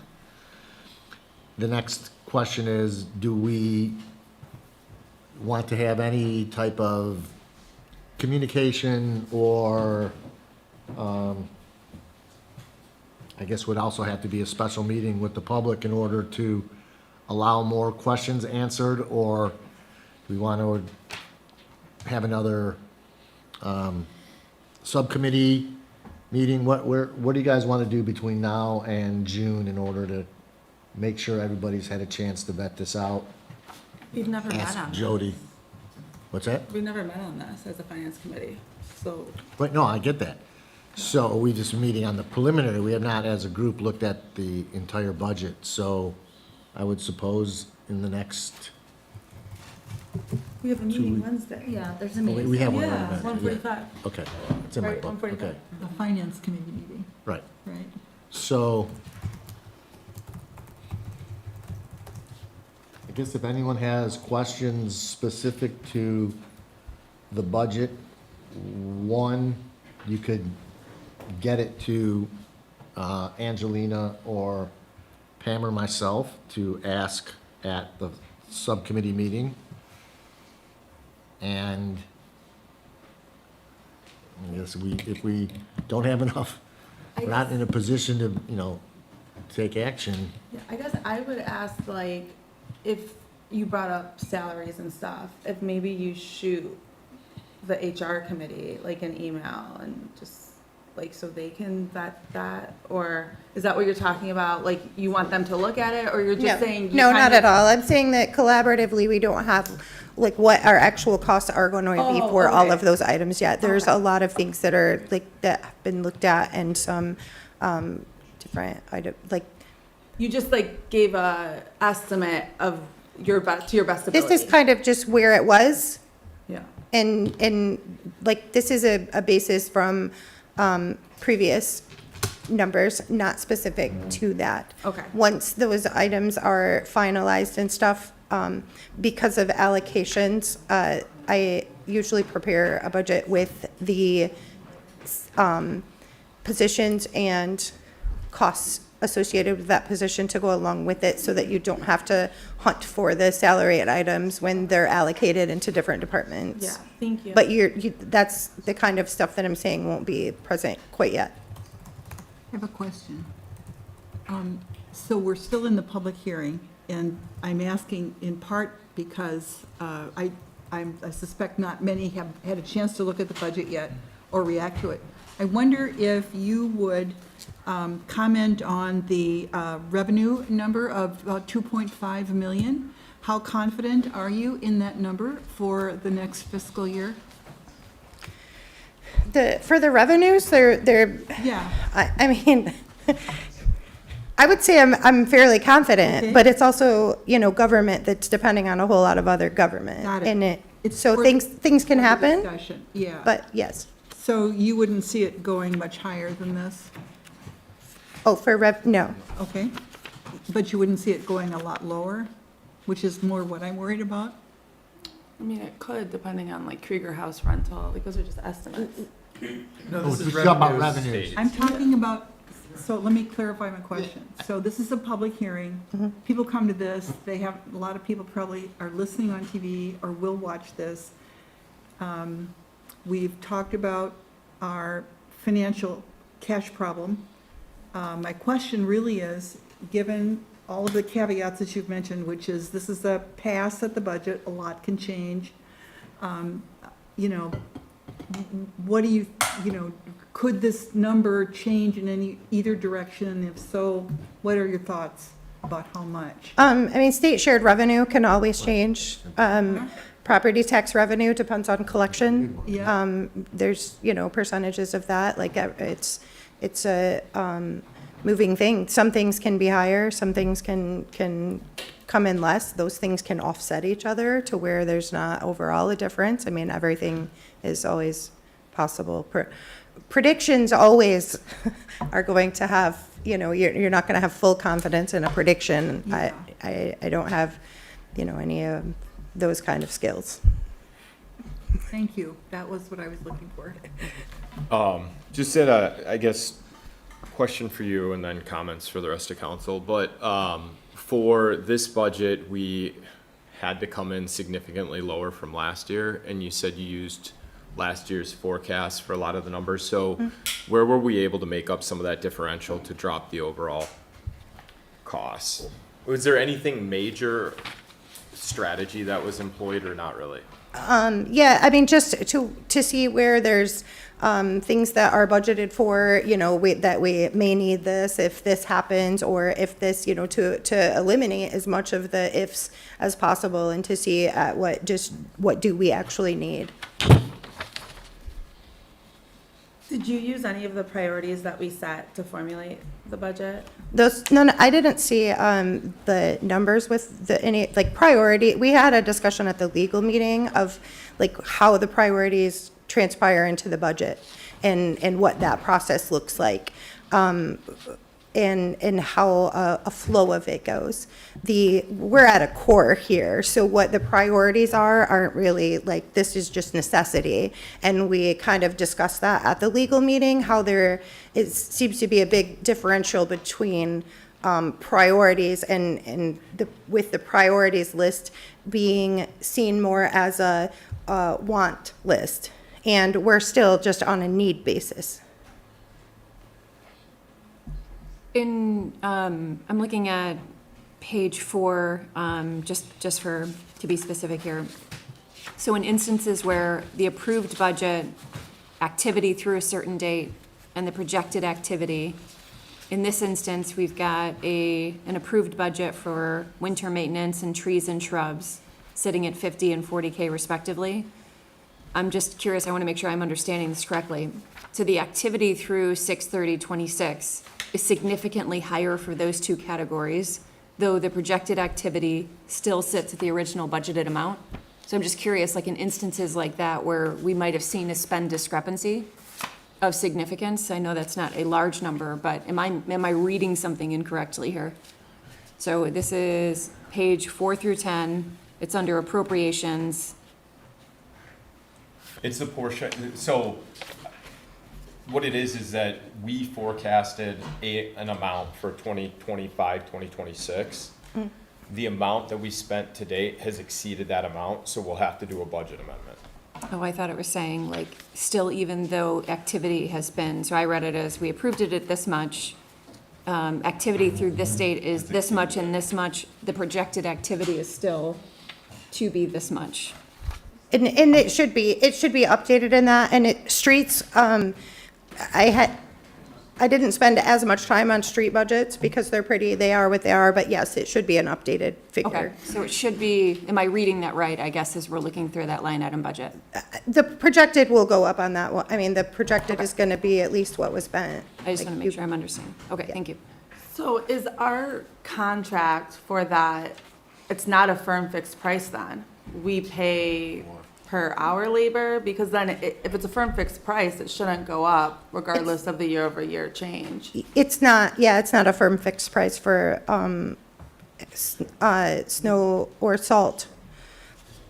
So it's like by the hour or by the day? I wasn't here for that, so I really couldn't tell you for sure, but I haven't really ever seen it be fixed. Okay. Yeah. And sorry, I didn't mean to, I don't mean to like pick apart line items. I just want to make sure I'm understanding how these figures are structured here. So, yeah, sorry. I definitely noticed, David, that we, in this budget, eliminated a lot of the contracted services that Yeah. we've been doing. Right. Accounting, Yep. engineering. I know that those are gonna, the accounting services we don't need now that we have Exactly. Jody. Right. And I think a lot of the engineering that we had been spending, I think is getting Yep. sidelined until we have revenues available to take on some of those projects. So I did see a couple of those line items where they fell off. There should have also been savings on salaries since we didn't hire a Main Street director. That's only for this year.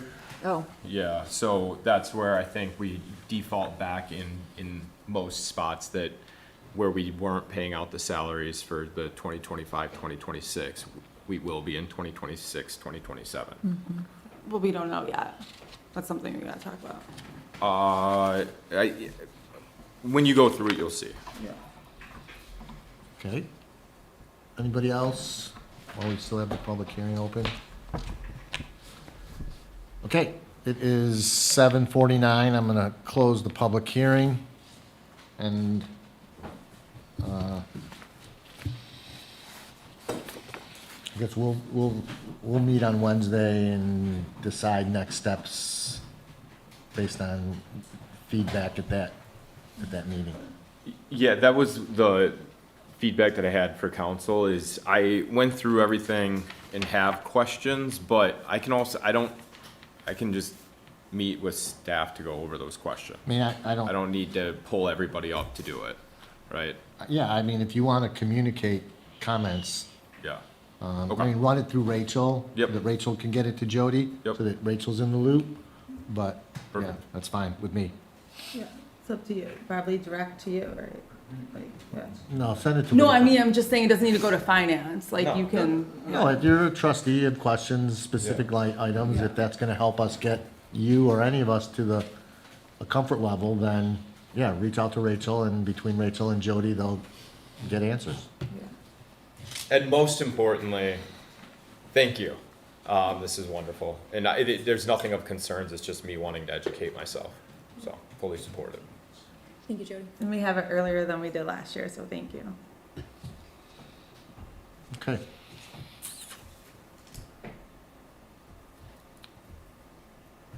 This is old business, so. Just me. Ready? Yeah, this is you. Okay. So we had asked our village attorney to provide a legal opinion on how the election will take place in November of '26 to address the situation where we have former trustee Seltzer's seat that needs to be filled along with it needs to be filled for the remainder of the term. Correct. So why don't you fill us in on your opinion and Okay. what you suggest we need to do moving forward? All right, so I'd like to thank you guys for the privilege to serve the community. This is my first time here, so. Please introduce yourself. My name is Zach Learman. I work at the Kelly firm. Yep, thank you. And I work with Dan Kelly and for Dan Kelly. So thanks for the opportunity. I appreciate the opportunity to serve you all. And it's an honor. And it's a beautiful community as well. That being said, I have the opinion for me. Ignore the privilege and confidential section there. That was a vestige of when I thought this might have been a closed session opinion. Yep. That being said, our office was requested to provide a formal legal opinion regarding several specific questions related to a village council vacancy following resignation of a trustee. I went in and had what I thought were the right questions. We're going to go through it, and then if you guys have further questions, we can figure it out from there. That being said, the scope of the legal opinion addressed just relevant provisions of the village charter. The first question I had posed was, does an appointee to the village council serve the remainder of the original 4-year term? And under the charter, an appointee does not serve the full remainder of the 4-year term. So under section 26 of the charter, any person appointed to fill a vacancy in an elected office holds that position only until the next regular municipal election that occurs more than 40 days after the vacancy was created. So what that would, we could take that and say, all right, so if a person was appointed on a certain day, and if the next election is more than 40 days outside, or less than 40 days outside of that period, they serve to the next regular municipal election period. And under that section, I highlighted the specific section and showed you exactly what I was talking about. And the next question is, when is the next regular municipal election held? The charter defines its own election schedule for regular village elections. So regular municipal elections are held on the first, as the charter says, this thing was written in 1954. It was the second Monday in September, an odd number of years. That has transitioned to November, but the next municipal regular election is November of 2027. So 2027? Yeah, that's what the mute charter says. So the charter says that trustees they run for election on staggered terms. So on only odd years. So 2027 for 3 and 2029 for the following 3. It's the opposite. It's even years. See, now that's what, okay. But, I mean, it could be that at some point Well, that's historically, the question. we run gubernatorial Okay, elections okay. and presidential elections. All right, so then, and I heard somebody mention the November 2026 election, which made me think, is the charter that I had access to, is it preempted, or is that an old charter? I mean, Well, there's that too. I mean, it was available online, in which case I would have to reassess that and come to, under the charter terms, it would be if somebody were elected today, or I'm sorry, if somebody filled an appointee was filled today, they would serve for the remain up until the next odd number year for the what is called that's when a regular municipal election is, according to the charter language that I reviewed. That being said, sounds like there's some. It's okay, we can, I mean, that, when the election is as important as. It's the As the length of the term. Right, I think right. that's what we were, because Right. the regular elections in Michigan are now even number of years. So, just. Yeah, and then that's a vestige of that Yeah. then. So then it would be, and I might have to send, I could probably send out an amended, but it is pretty clear it's the next regular election. If that's 2026 or 2027, I will amend it accordingly. I apologize for the discrepancy. But that being said, they serve until that next regular election, and then that chair goes up for vote. And in Michigan, when candidates, and I think the question might have arose that didn't kind of translate through to this was, well, what should the community do for these like partial seats, basically? Essentially, that was the main question. essentially what happens is that seat goes up for vote at the next regular election, and you can the appointee could run for it and runs against other candidates. And candidates come in and they fill out a form called one second, I had it. It is the affidavit of identity and receipt of filing instructions. It's a form that people turn into the municipality, that the municipality reviews, and then they turn it into the state. And on this form, it's a form that's on the Secretary of State. The candidate elects what chair they want to run for, whether it's a regular full four-year term or a partial term. And the candidate is the one that describes when that expiration is, and that depends on the seat filled. So that's the question. Yeah. That we asked I think Dan so. Kelly. Yes. Is, will this seat be a 2-year term or will it be a 4-year term? And can a candidate run for both because they're technically separate offices and separate terms, or do they need to pick one? How could they run for both? Because What if they're they two won, separate- what if they won both? Then you resign one. No, you can't. What? Go- That's a question I didn't But look at. that is a question. You can do that. Just like if you have a 4-year term, you ran for president. If you won, you choose, do you want to take your presidential seat or do you want to resign your trustee seat? That is a possibility. It certainly is. Well, I But I couldn't have kept my trustee seat. Why? You could have said, you know what, I thought about it and I don't want to be president. You could do that at any Well, time. then I would have won and resigned as president. It is a possibility. In municipalities, you can run for multiple office, seats. multiple seats. Okay. And you can serve in the one that I you would win. I would absolutely look that up, but I will absolutely take what you say as That was just- as an assumption. And that being said, so this empty position, it goes up for election at the next, or I'm sorry, not the empty, the appointed position goes up for election at the next municipal election, and that seat is whatever's left on the original term seat.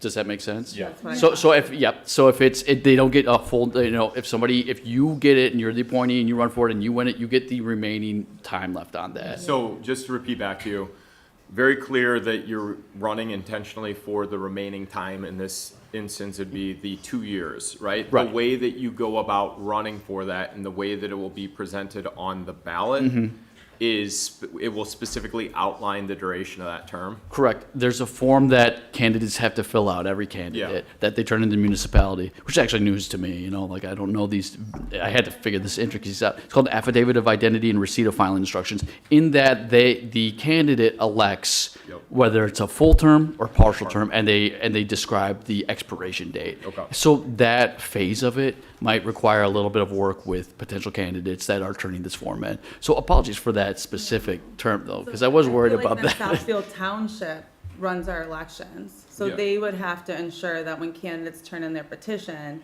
they make it clear, are you running for the 2-year term? Which chair or are you going running the for? 4-year Yeah, term? and you have to describe the expiration. Yeah. We can iron that out. It sounds like there's a few things that need to iron out specifically when this next election is. That being said, I think Dan and I kind of fleshed it out today when I kind of describe it here in like the last paragraph of number 1, but I think we got to some of the heart of the question, and I had a feeling there would be some of this specific question about, the election process. Yeah, I think the remaining things outstanding would just be the question that Trustee Salaka asked, which is, can a candidate run for two separate positions, right? Okay. Because are they considered two separate positions because they're both council positions or trustee positions? And then the other thing would just be, we'll probably need to iron out the actual filing. If there's anything left that we need to, because again, we're gonna be working with Southfield Township. Okay. We'll want to give instruction and coordinate instruction with them. Okay. On how they would want to handle the handoff. I could take care of that in a couple days. 2 questions. Oh, go ahead. My one question is, what if no one runs for the 2-year term and everybody runs for the 4-year term? Does that become an appointed seat? I'm not sure either. I was just thinking of that today. I'd have to look at the charter and have to come to a legal, that's a complicated question that might be worthy of a closed session because we'd be looking at some specifics. But I thought about that today and thought,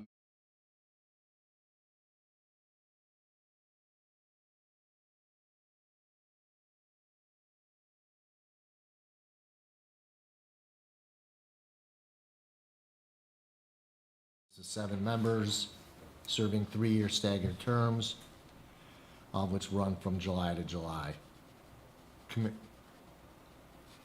Commissioners, the Planning Commission are appointed by the President with council approval. Commissioners, the HCC and ZBA are appointed by a majority of council. So we were provided with the current list of each of the members of each of the boards. It does look pretty consistent that they're spread out over 3-year periods.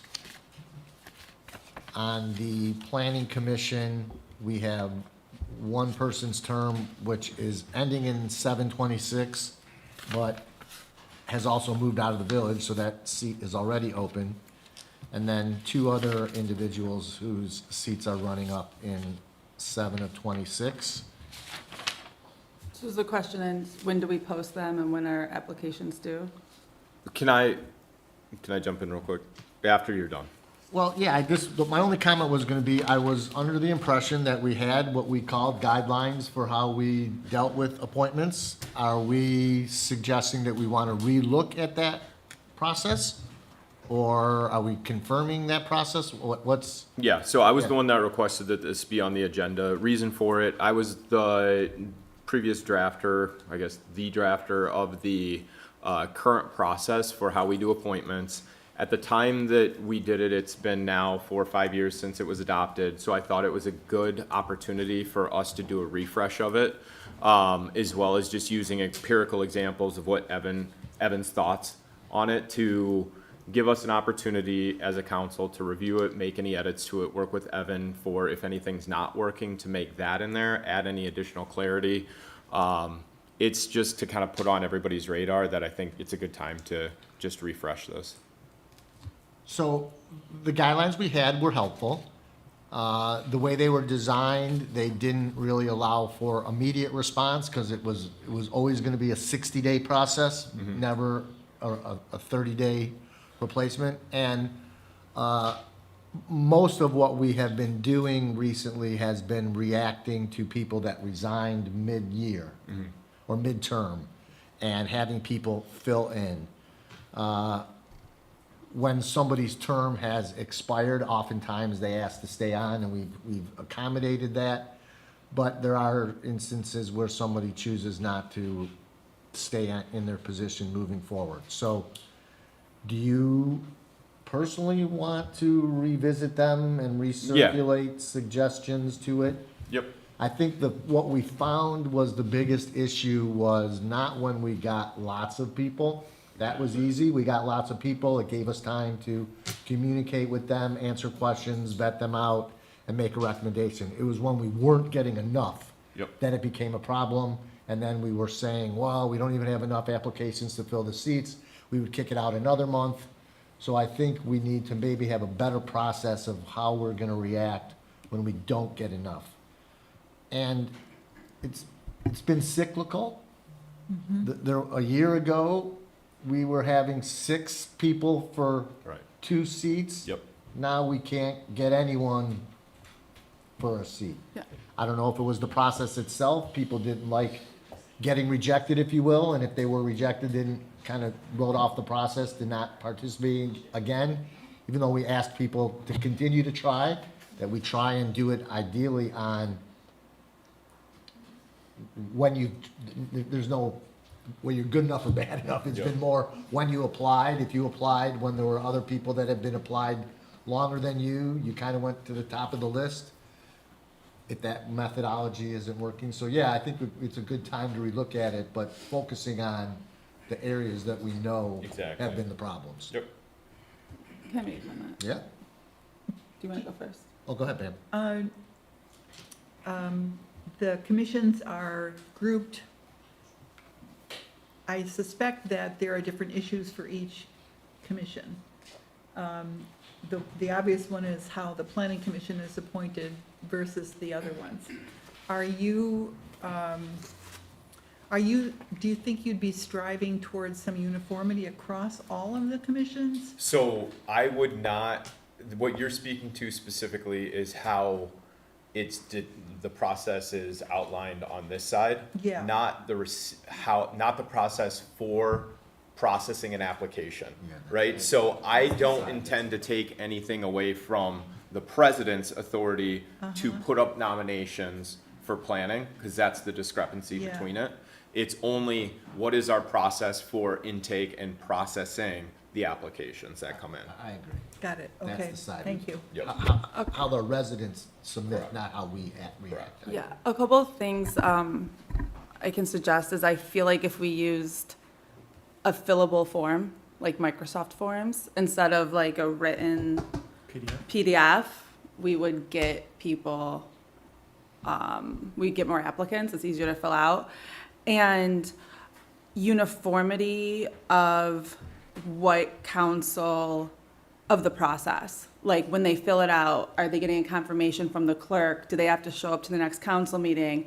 Are they gonna get calls from council members? If they don't return calls, is that counted against them? If they don't have time to meet with a council member, are they gonna be frowned upon? Like, all of that needs to be laid out. I'm gonna be totally honest, that we're mixing a couple of different concepts here, right? Because we're talking about the submission of an application, but what you're talking about is somewhat of consideration from a policy standpoint, right? If somebody wants to say, I'm going to contemplate how many times somebody's applied for this in moving them up a list, it's completely up to the individual. It's not something that we're gonna put into a document. And so the same thing, like the fillable form, I'm not gonna write a process that says we must do a fillable form, right? Like No, you're but I filling feel out like your the reason- application, the administration of it is something that our personnel committee would take on or work with the administration Yeah, on. I agree with that. Are you gonna put in what council members can and can't do before that candidate is considered at a council meeting? Like, are we allowed to reach out to the person? Like, I think that's Well, important. this is what I will present it, and then I think that's a discussion point. I think that's a fair one. Yeah.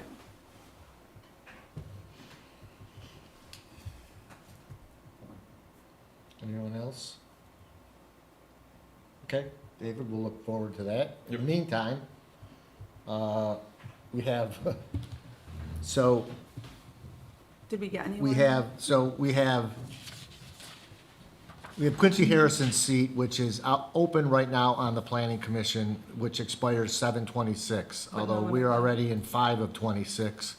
By the time we could take any applicants to fill any of these positions, their terms would be up. So I think we need to already start posting for people that want to submit applications for all 3 of the open planning commission seats. Quincy Harrison, Sarah Greslick's, Jeremy Werner's. For the ZBA, there are 3, Michelle Sumerian, who was filling in a term, Mark Zizos, and, a vacant alternate, I'm not worried about that. So, starting with Mark Zizo in 26. So, just so you guys, the Linda Hiller-Novick, who is currently the Planning Commission liaison on the ZBA. Her term on the ZBA has to be I guess that's a question. Is her term, If she's liaison, yeah, they have to sync. well, right, they definitely have to sync, or does that mean in 7/26, the planning commission has to again decide who they want to Yeah, I think that's. take that position? Or do we just treat it as whoever because the liaison can change from year to year, so that's why it's hard to make it all of a sudden, oh, now it's 7/28, if the person who comes in, so we have to, Yeah. how do we, That might be spelled out in the bylaws of the committee. we need to look into that. And that just reminded me of a point, like, people can apply for more than one position for the same term. Well, that's a little different. No, but even so, people can apply for an open zoning and an open planning. Yeah, but we're appointing those, we control the Well, keys I'm of the just kingdom. saying, like, I think what trustee Salak is saying is, as an announcement, yes, apply for many, don't right? feel like you have to pick. Oh, well, right, you can pick, or you can fill out an application and say, I want to be considered for all the Yeah. seats, but I And guess increase that's your okay. likelihood of getting appointed. Sure. I don't have a problem with that. And then just to reiterate a point that you made, David, but I just want to make sure that everybody understands the point that was made, which is Quincy has resigned his position, but the soonest that we would be able to vote on his position would be June, which would make it a 1-month appointment, which really doesn't make sense. We're going to kick it off to the June appointment, or sorry, the July appointment. And they'll just live with the vacancy then? Correct. Yeah. Well, but the reason we posted it and the reason we were pressing to get somebody appointed is because that's what's required by our charter. Okay. So we didn't get any applicants, Zero. and it was posted for 14 days, yeah. Amazing. It's unfortunate. I know. But hey, Last time they'll we only had increase their 6. odds of getting reappointed. Yep. Planning.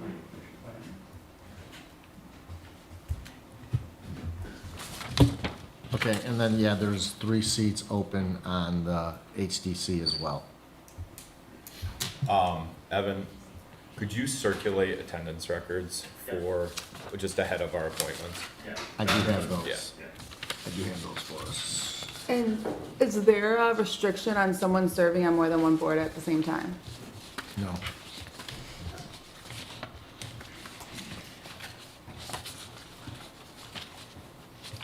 Okay.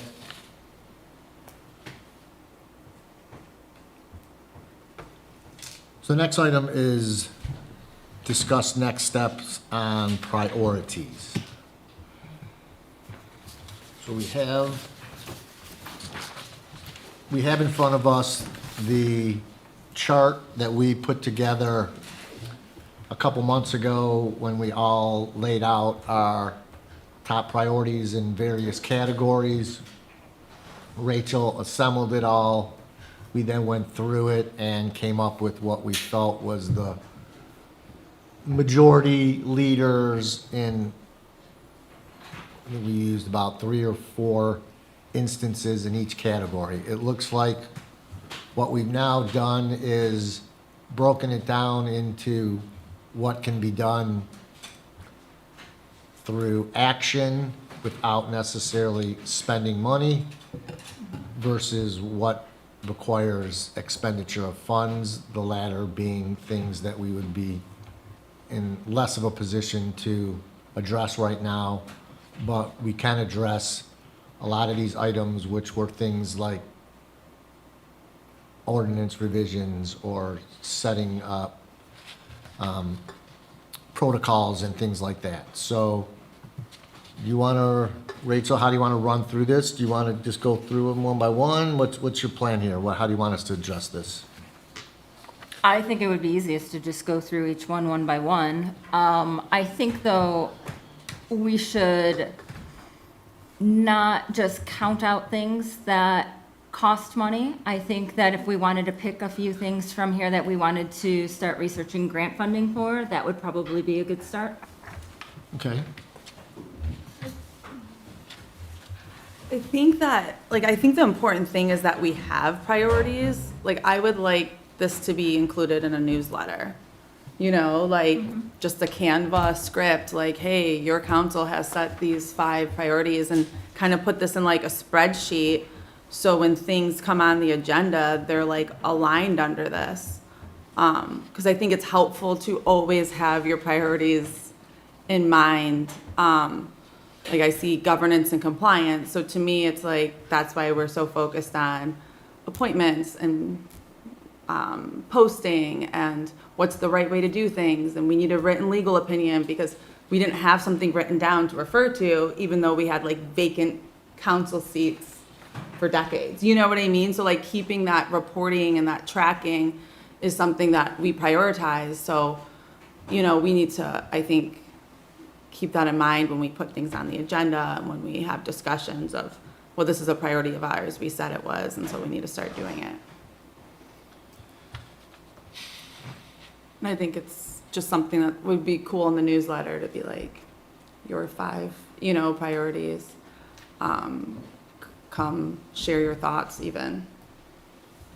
Yeah, I think the helpful thing there is personally, I think as a governing document to inform strategies and goals, we have a lot, right? So I think that gets a little bit hard for meeting to meeting, but I think it does invite the residents to understand, oh, these are the priorities. It may elicit thoughts that they want to come share. So I do think that it's valuable to get that out to the public. I look at this, deer is not even on here. So my question is, if none of us 7 even thought deer was a priority, and we've had it on 4 of the last 6 agendas. Like, is it a priority, or are we not addressing our priorities? Like, we need to Angelina, a lot of focus. it depends on how each of us were categorizing what was being termed a priority.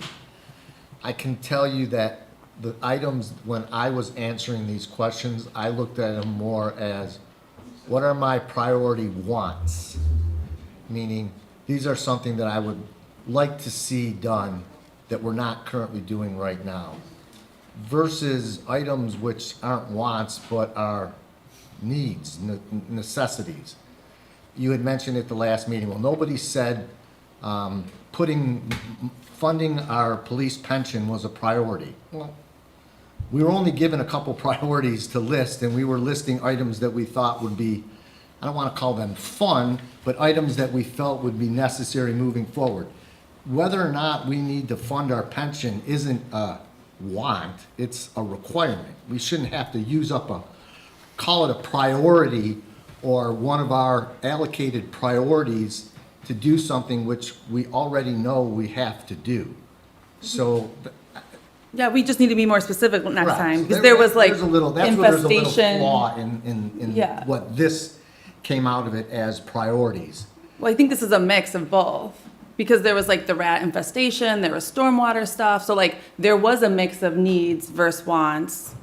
And so obviously. I agree, so maybe that's part of the issue that we need to now take to the next level, which is, let's break out items which are on this list that we would like to see done, and then we can still have a separate list of items which just have to be done. How we fit them in the priorities and when we have the financial wherewithal to do it is one thing. But I wouldn't, just because we didn't put bringing Broughton House up to safe and sanitary condition as any of our priorities doesn't mean that it has to still be done. To me, that's not a priority. That's just a cost of doing business that we have to figure out how to ultimately address when we have financial wherewithal. So, do we need to? This is my personal opinion on it, is that the things that are need to haves probably aren't going to find themselves on this list, because the people who are in the best position to know what the needs to have is our administration, right? And I would look to the advisement from our administration to say, like, these are our priorities and we need to support those priorities, but they're probably not going to just come off top of mind, and we're certainly going to miss them because we're not living in it day to day. Whereas these are the things that, a lot of the things that are listed up here are probably more things that, as we walk around the community, we think aspirationally, what would we like to see our community become? Agreed. And how we would like to provide better for our residents, which I think is a lot of what we focused on here and didn't focus on definitive needs that have to be addressed. And just because they didn't get put on the priority list, I don't think those should get set aside, nor do I think that items that we all agreed needed to be addressed should be put aside as well, because we have these other needs. As Angelina said, we have to balance the two. We have to have, here's 1 or 2 items that are on our, we have to take care of list, and we have to figure out how to allocate funds for that. And then we have here are items on our kind of wish list of priorities, seasonal programming, things like that. And that's a separate category of funding. And we have to spend in both areas and allocate to both areas so that both are being taken care of. Before we even determine which of these priorities we're thinking about, shouldn't we determine viability? Well, one, what is it that what is the goal for each of these categories? What is it that we think is viable to achieve within the next fiscal year? And then 2, what is it that we're doing to work toward that goal? What do we think is a viable option for getting us closer to that goal? Like, for instance, like walkability, sidewalks, easements, crosswalks, those are pretty big, beefy goals. So what we need to determine is, what is a reasonable step in that direction that we think we can achieve in the next fiscal year? Now, we look at something like policies, governance, and compliance. those are absolutely viable opportunities to solve for fairly easily in the next fiscal year. So some of these, I think we also need to be cognizant, yes, there's a lot here. We also need to determine what does success look like for each of these respective categories and what can we achieve in the next fiscal year. I agree, and I'm assuming, was it either Rachel or Evan that put these green? That was Evan. Right. So, exactly what you just said, Abby. On items that we can move forward because they don't have significant capital outlay and it's just either us working or one of our commissions working, yes, those are the ones we should start plucking out of here for things that we know we can get done this fiscal year.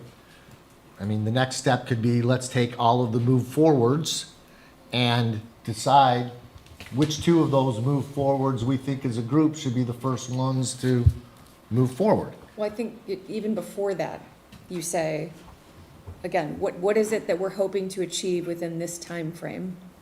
Because it's not a matter of what should we move forward with and when, it's what portion of this can we achieve during this time frame. We've determined these are all priorities, but it may be that like Only a small portion of one of these may be a reasonable, successful outcome. Like it might be for the gathering spaces with Wi-Fi, seating, chessboards, pop-ups, installations, that our determination of success would be that we solicit feedback from our constituents this next fiscal year. What is it that you'd want to see? You tell us, what is it that would be meaningful for us to explore within the next fiscal year? So that might be our determination of success. It may not be that we're achieving getting all of those things. So what I'm saying is, we move forward with all of these, but we determine, what are we moving toward? Yeah, So, I agree with. can I ask a Does that make question as a sense? follow-up to that? Is labeled in red is the subcommittees that they logically would be categorized under? Couldn't do we as an entire body have to make a determination on the priorities? I think we all align that they are priorities. Do we then defer to the subcommittees to ultimately come back with, okay, after meeting, these are what we think we want to place our focus on? I was just about to say that. Like, I think like the infrastructure ones, can we just put it on the next agenda? And then we can be like, okay, we prioritize, or we ranked these in priority order, and then we put a success or a KPI next to each of these, and then share it with council, so for. And then, the administration would say, here's our starting line. Yeah. Like, we have, again, looking at the sidewalks, easements, like, do we have studies? Do we have information that would guide this decision? Rachel, what is viable? What is reasonable And we've here? talked about that even as infrastructure, like we want to have a list of projects that have ready to go, like just like things that we are better suited to be responsive when opportunities come up. We're not like, oh, we don't know what to do. Like for So I seek think- additional, So- sorry, go ahead. Well, here's my question. And this is going to go to the heart of our committees. I see 7 areas where the term infrastructure is used. I'm going to be perfectly honest with you. I personally believe what we're calling the infrastructure committee and what its boundaries are has expanded into almost everything other than what goes to the legal committee. To me, what I thought the infrastructure of the village is our stormwater systems, our sanitary sewer systems, when you have water, your water systems. That's your infrastructure. That's the makeup of the guts of your community. We're now having infrastructure touch everything. And one, it's a lot of work for 3 individuals. 2, it's a lot of the council reacting to only what 3 of us are doing on a large, very generic items. We've now called infrastructure anything. I mean, complaint tracking tool and data-driven decision-making. Is that infrastructure? I mean, maybe we have another committee that we need to create. the I'm reason- trying to understand what infrastructures. Why don't we define the portfolios of the committees, if that's the issue?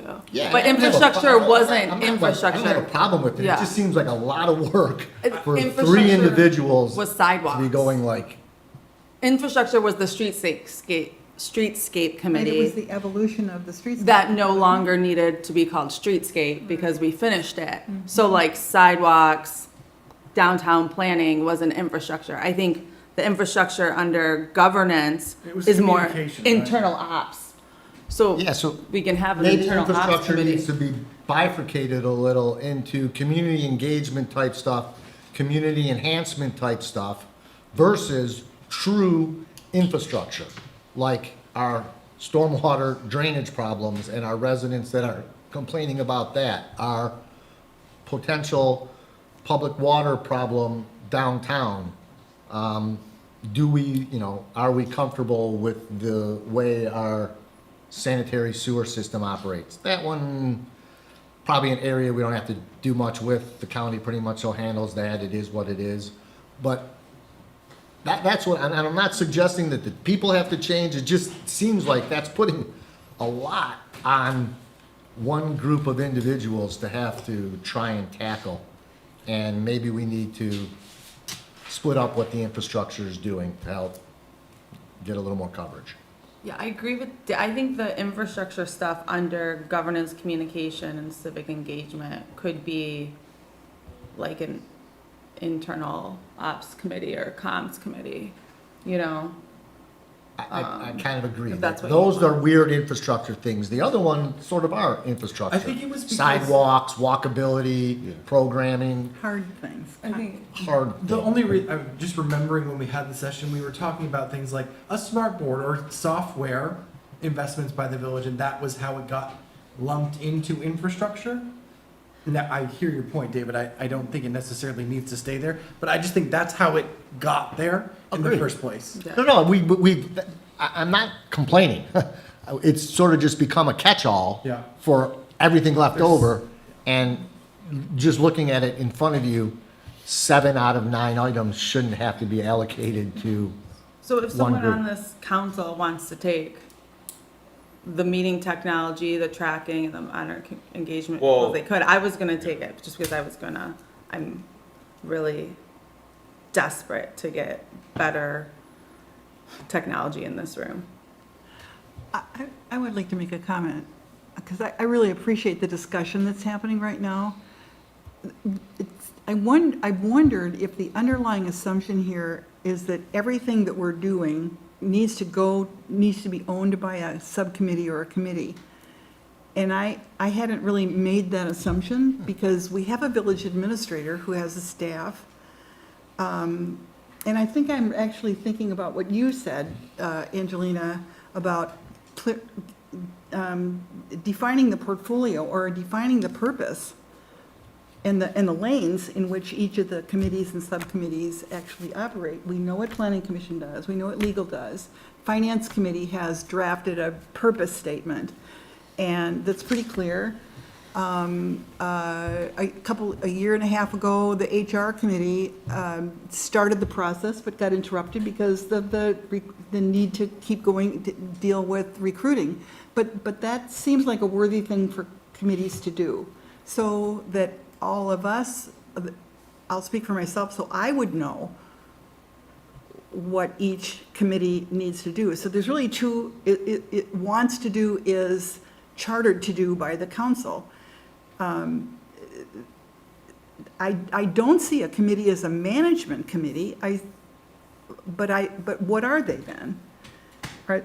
The committees to me are that, it's the same thing of like, I'll just take it to my day-to-day job, is like, I'm not going to be an expert on everything that comes across my plate, but I may have somebody that's on my team that is. And so I delegate that out to the team to then bring it back, and I can advise on strategy, or I can ultimately make policy decisions. So like, when we have things that come up, I don't want the only opportunity for conversation and thoughtfulness to be at this table. Otherwise, nothing will get done. The subcommittees provide us a forum and a group of people who can hyper-target, similar to what the Deer Committee did, right?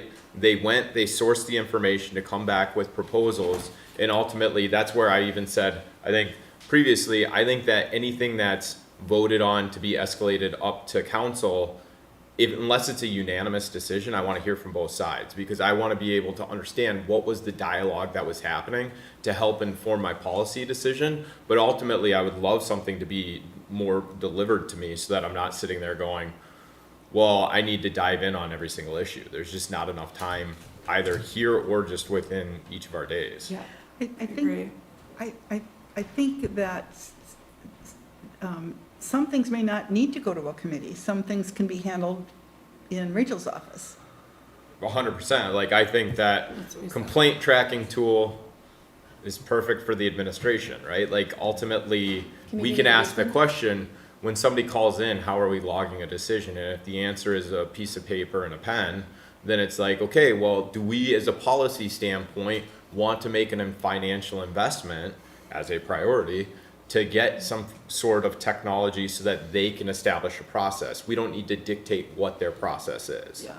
To me, internal ops is handled by the administration, but we as policymakers have to like give Rachel, like, we want to invest in an internal tracking system. Exactly. So go ahead. But legislative committee structure is in the charter. Like, that is how this government is supposed to run. That is how the Michigan State Legislature runs. That is how U.S. Congress runs. Like, you have committees and things can be born out of a committee or things can be deferred to a committee, but anything that is within the lane of a committee needs to come up through that committee. And it's what Trustee Sally said. It makes meetings more efficient and brings them to decision points, and it prevents, 7 people from, toiling around with issues that aren't within their wheelhouse. I really get the theory, and I don't argue with it, but I also think infrastructure is awfully broad. I would like to recommend that the committees create a purpose statement and a scope statement. I think that's not an unreasonable thing to do. And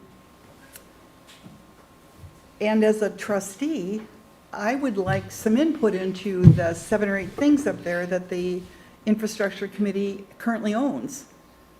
How do we know, how does the infrastructure committee decide what the priorities for the village will be in those particular areas? I think that we should be putting the subcommittees in the village reports, like our reports at the end should include the portions from the subcommittees so that the questions can be asked, that we're staying up to date on what those subcommittees are talking about, and that's our opportunity to participate within their process until they bring it. Yeah, it's like we didn't ask what the HR committee was asking the candidates when they interviewed them.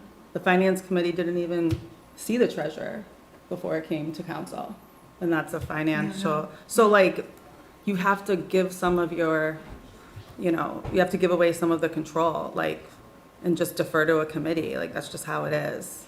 Well, I don't know that it's just how it is. This is an organization design issue. I'm asking normal questions when you're trying to create an operating framework. So It feels like if what I'm hearing, it sounds like there's some concern. So what's the concern? What's underneath it, Pam? It feels like you're dancing around something without saying it. What is your concern about the infrastructure committee in particular? I have already said it, actually. I think the infrastructure committee is spread too thin. It owns many things here. What do you think it should not own?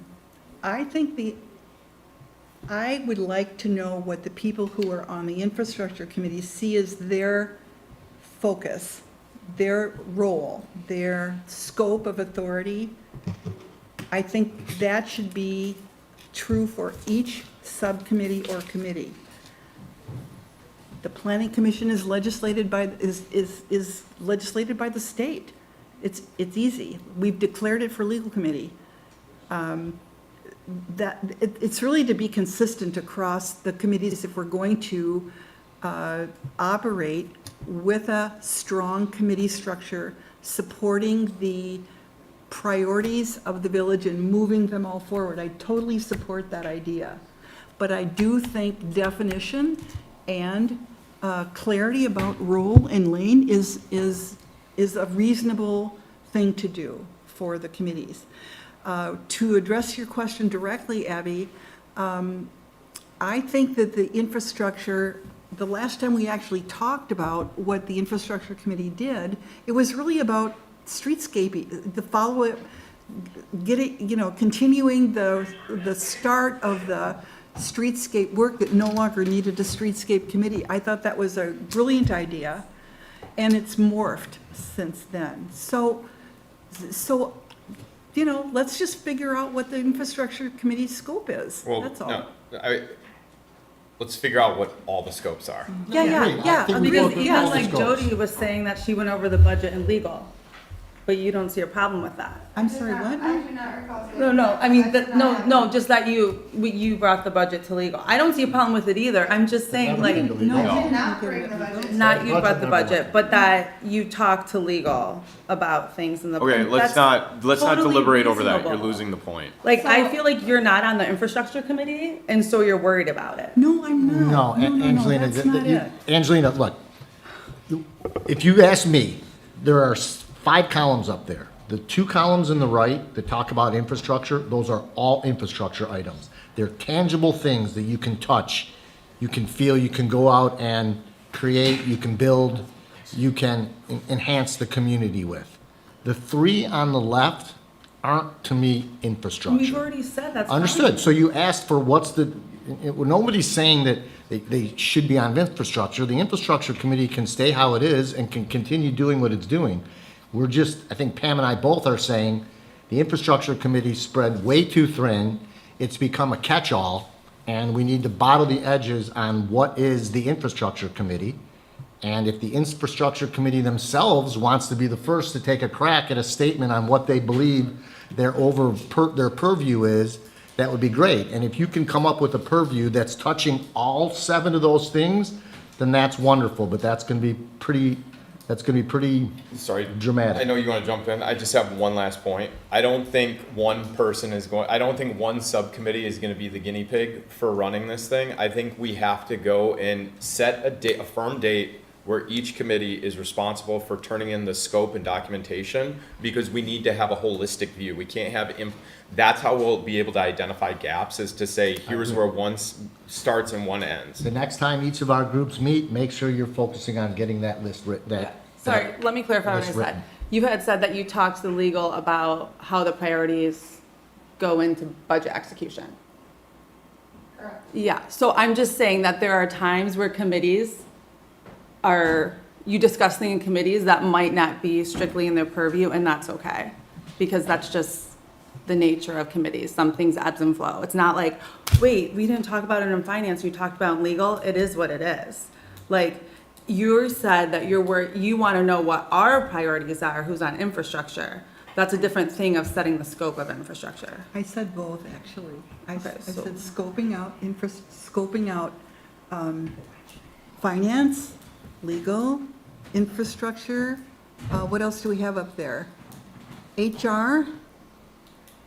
It's pretty much all Just all our committees right there. Why not? Why not do that? We've had HR committees that have wanted to be part of the hiring process. We've had HR committees over the years that have wanted to be policy only and delegated that back to the administration. I'd like to know, that's all. I think that's fair, but I agree. think we're getting down in the weeds here. But if we're gonna take the 3 infrastructure pieces here, we've moved those into internal ops. We've got legal, we've got this entire second category is finance. The middle of this is Rachel.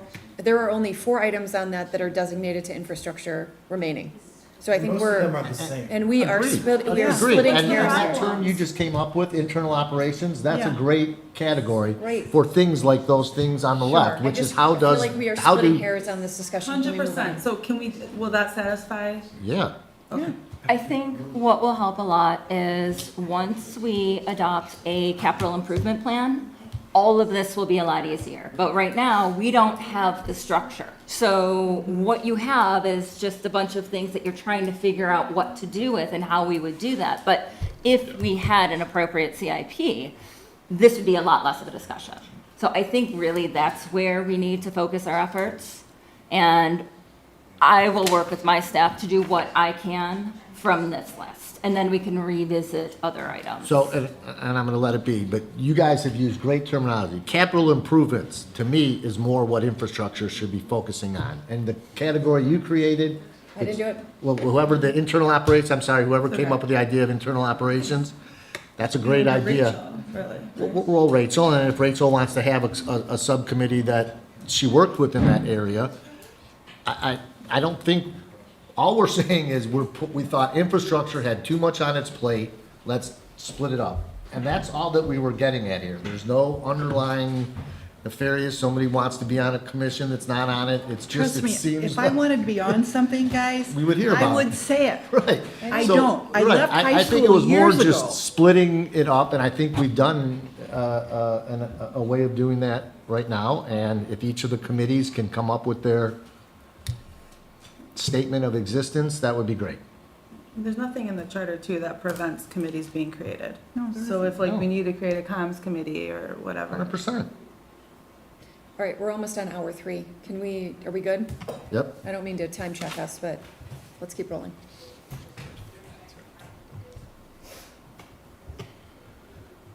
Millage?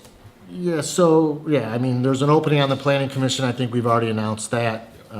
26 tax rate, so we have the L4029. Categories we need to be focusing on are categories 9 and 10. 9, what is the current maximum amount allowable levy based upon what Headley and various other statutes have done to the available rate. Column 10 is how much of that available are we going to levy? Sorry, just one question, and this may be for Jody. So I can wait if we don't know it, but the last one was, the second to last is roads, and the maximum allowable millage levy is not applicable, and then says that we're requesting, sorry, Jody, this is probably more for you. So that's a bond. Headley doesn't apply to a bond. No, I know, but does that mean that bonds always come up as maximum allowable millage levy is NA?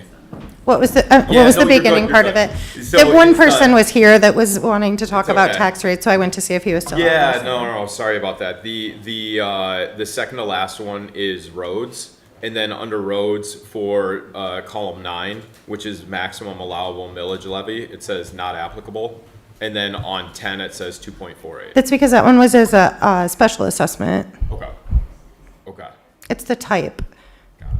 Jody, are we lowering taxes on rubbish? Yes, it's always been lower for rubbish, from the time period that I looked back in, which Yeah, was we over don't- 20 years. We don't ever come close to having that. Yeah, no, because I know we had a healthy balance in that amount. Right, but we still have to levy the amount to cover the operating. I didn't mean lower taxes, I meant we don't levy the full amount. No, and we don't try and create any. Well, you vote on how much we levy. Yeah. Yeah. I think the intent is just to have that cover this year's costs without going into the fund, but not trying to increase the fund either. Correct. Yeah. Okay, sorry, just on that roads thing, because I, again, just want to make sure that I understand it. So it was voted for in 2016, but because it's a special assessment, it will always show up in columns 9 as not applicable. Correct. Okay.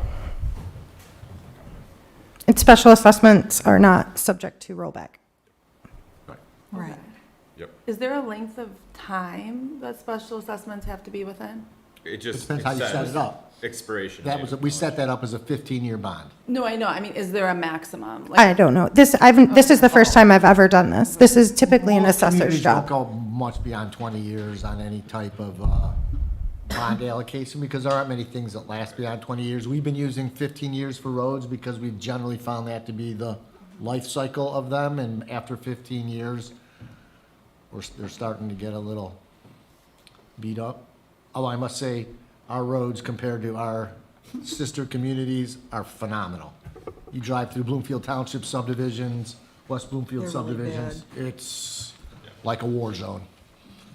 So we have some cracks and stuff, but no, we don't have anything, I don't think I've ever seen a pothole in the village.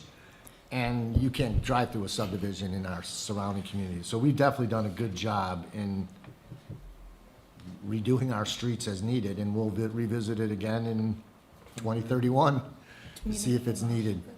Yeah. Do we need to make a motion for this, Jody? Yes. I'll make a motion if you want. Yeah, resolution. Oh, well, you gotta read it then. I'll second. Okay. All right. I'll make resolution first, stated. A motion to adopt this resolution, to adopt the 2026 tax rate request at the regular meeting of the Village Council of the Village of Franklin held on the 11th day of May 26. Whereas pursuant to the requirements of the General Property Tax Act and applicable provisions of Michigan law, the Village Council is required to approve and certify the annual tax rates to be levied for village purposes for the 2026 tax year. And whereas the village has prepared the 2026 tax rate request, Michigan Department of Treasury Form L 4029, for submission to the Oakland County Equalization Division and other appropriate agencies.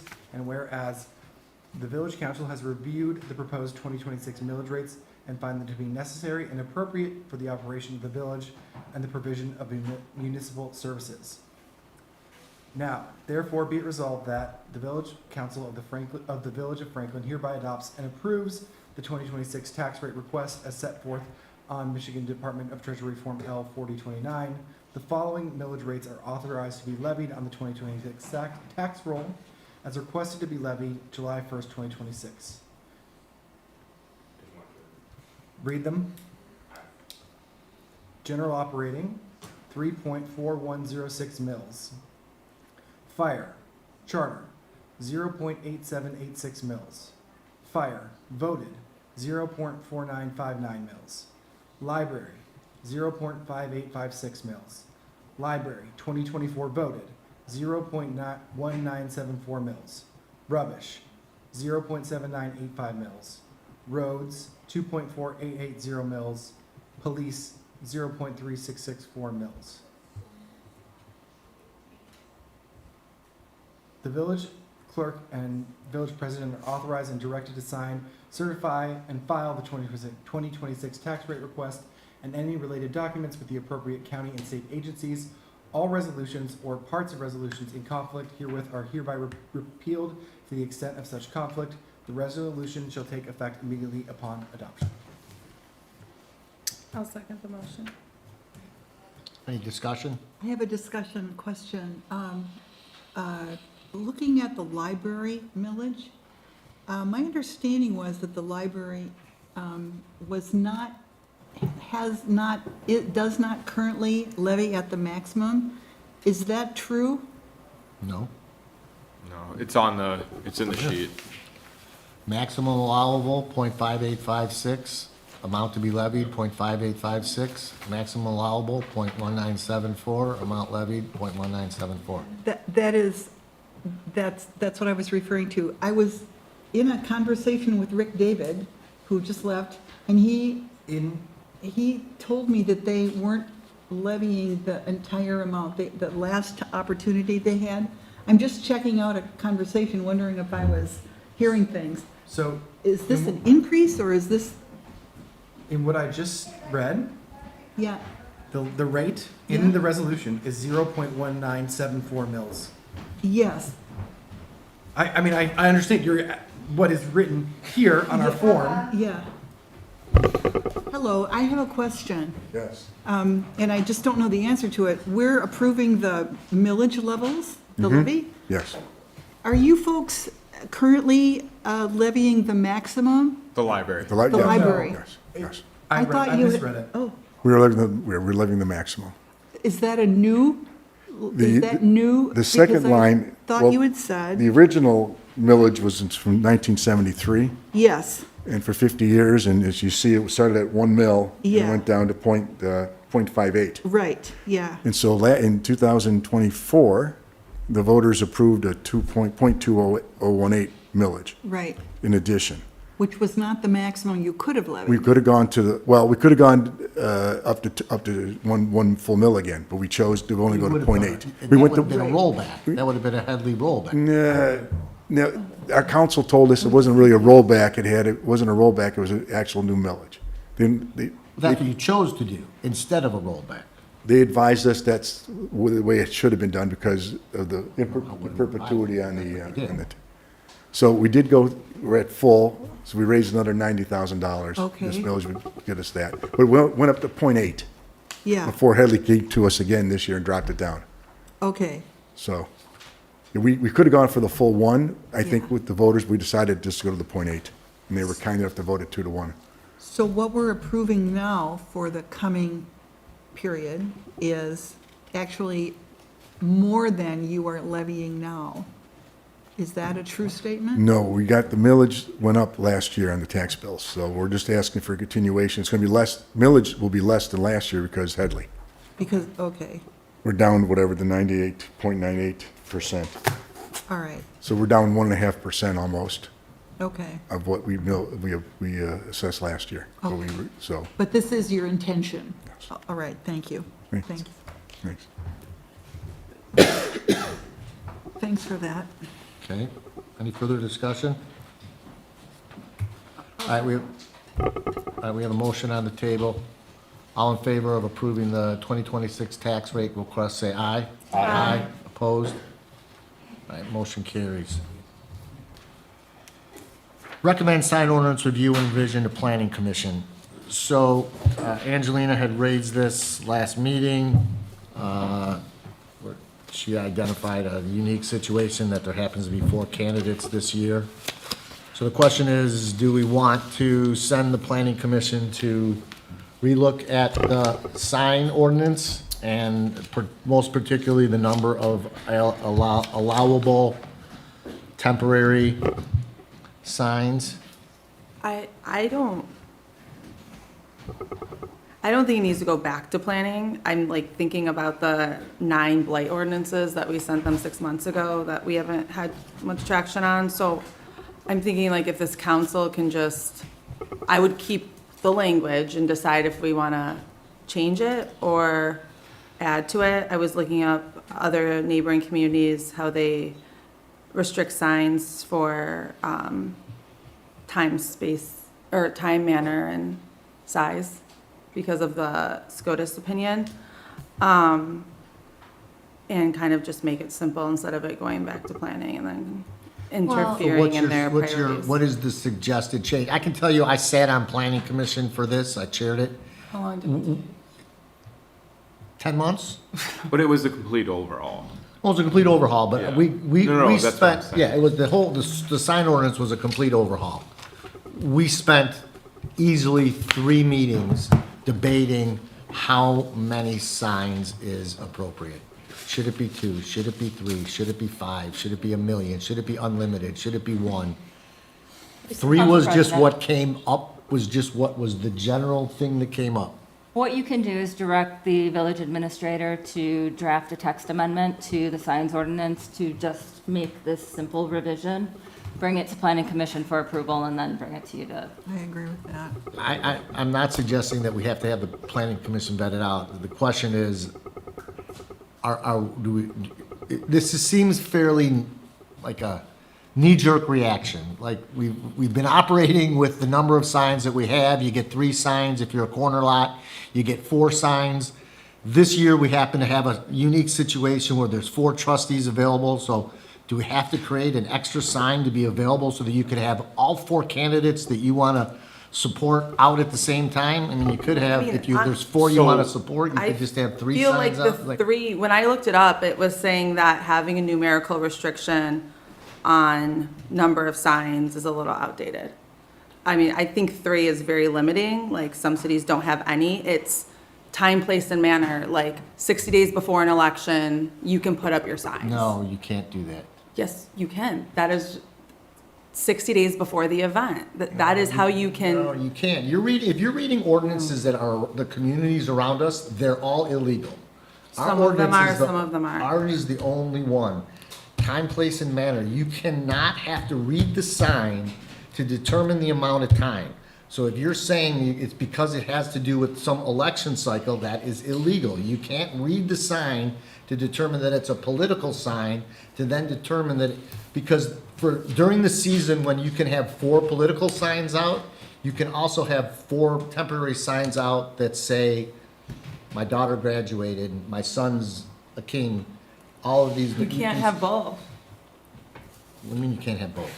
You can have, it's all based on number. Exactly, so you can't have your back-to-school signs in your campaign signs at the same time. Yes, you can. You could just only have, you can only have 3 signs. If you want to have 3 signs about your kids, then you don't have any for political people. If you want to choose So- one for political people Hang and one on, for your let's just daughter. get to the policy point, which is, do we want More signs. more signs? Yeah.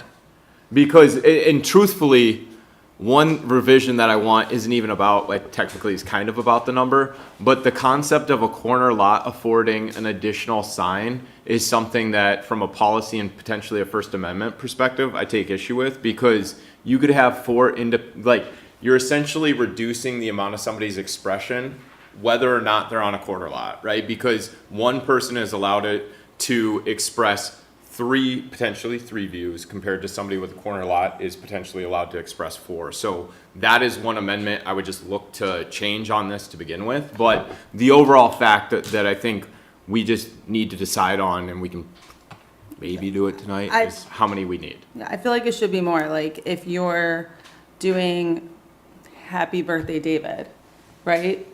That is 20 signs. No one's enforcing that to be taken down. But What number do we want?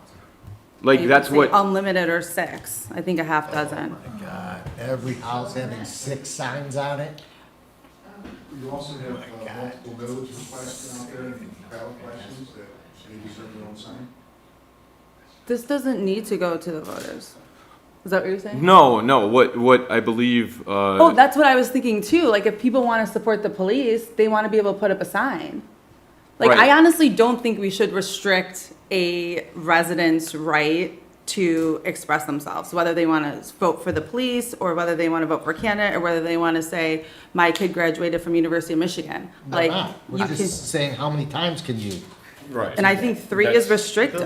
Our Yeah, attorney would I like- was gonna say, I looked at this with Dan, and he was concerned with this as a prior restraints, because simply you are confining recommended signs to forcing them or requiring and regulating that the signage to each council position open to election. I mean, my only request is that any final language be reviewed by legal to make sure it's not a First Amendment issue or a prior restraint issue.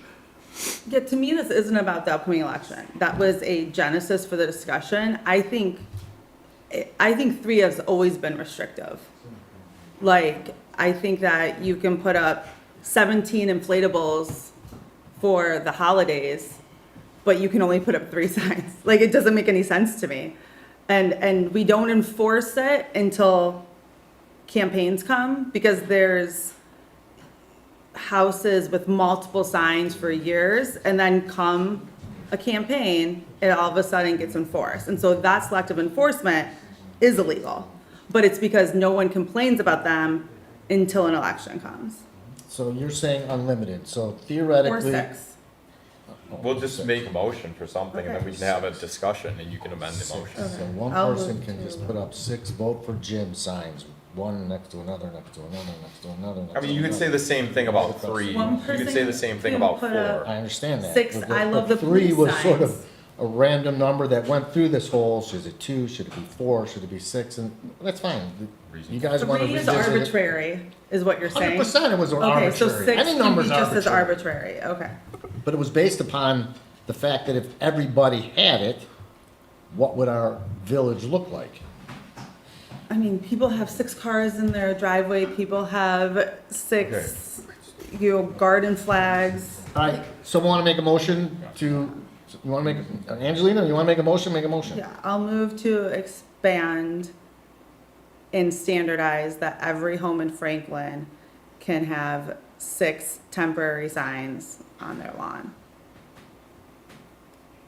Rachel and I were talking, any change to the zoning ordinance does have to be. We have to approved by go to zoning, So you can't planning. just change This it, is right? planning. You can move to have her make a text amendment to get Yeah. approved by. Yeah, so that's how I'm taking this, is Right. what Right, you're that's what I doing thought we were is doing. Yeah. you're deciding Yeah. what this text amendment Yep. that I'll draft Yeah. will say. Yeah. Okay. Do we have a motion? Do we have a second?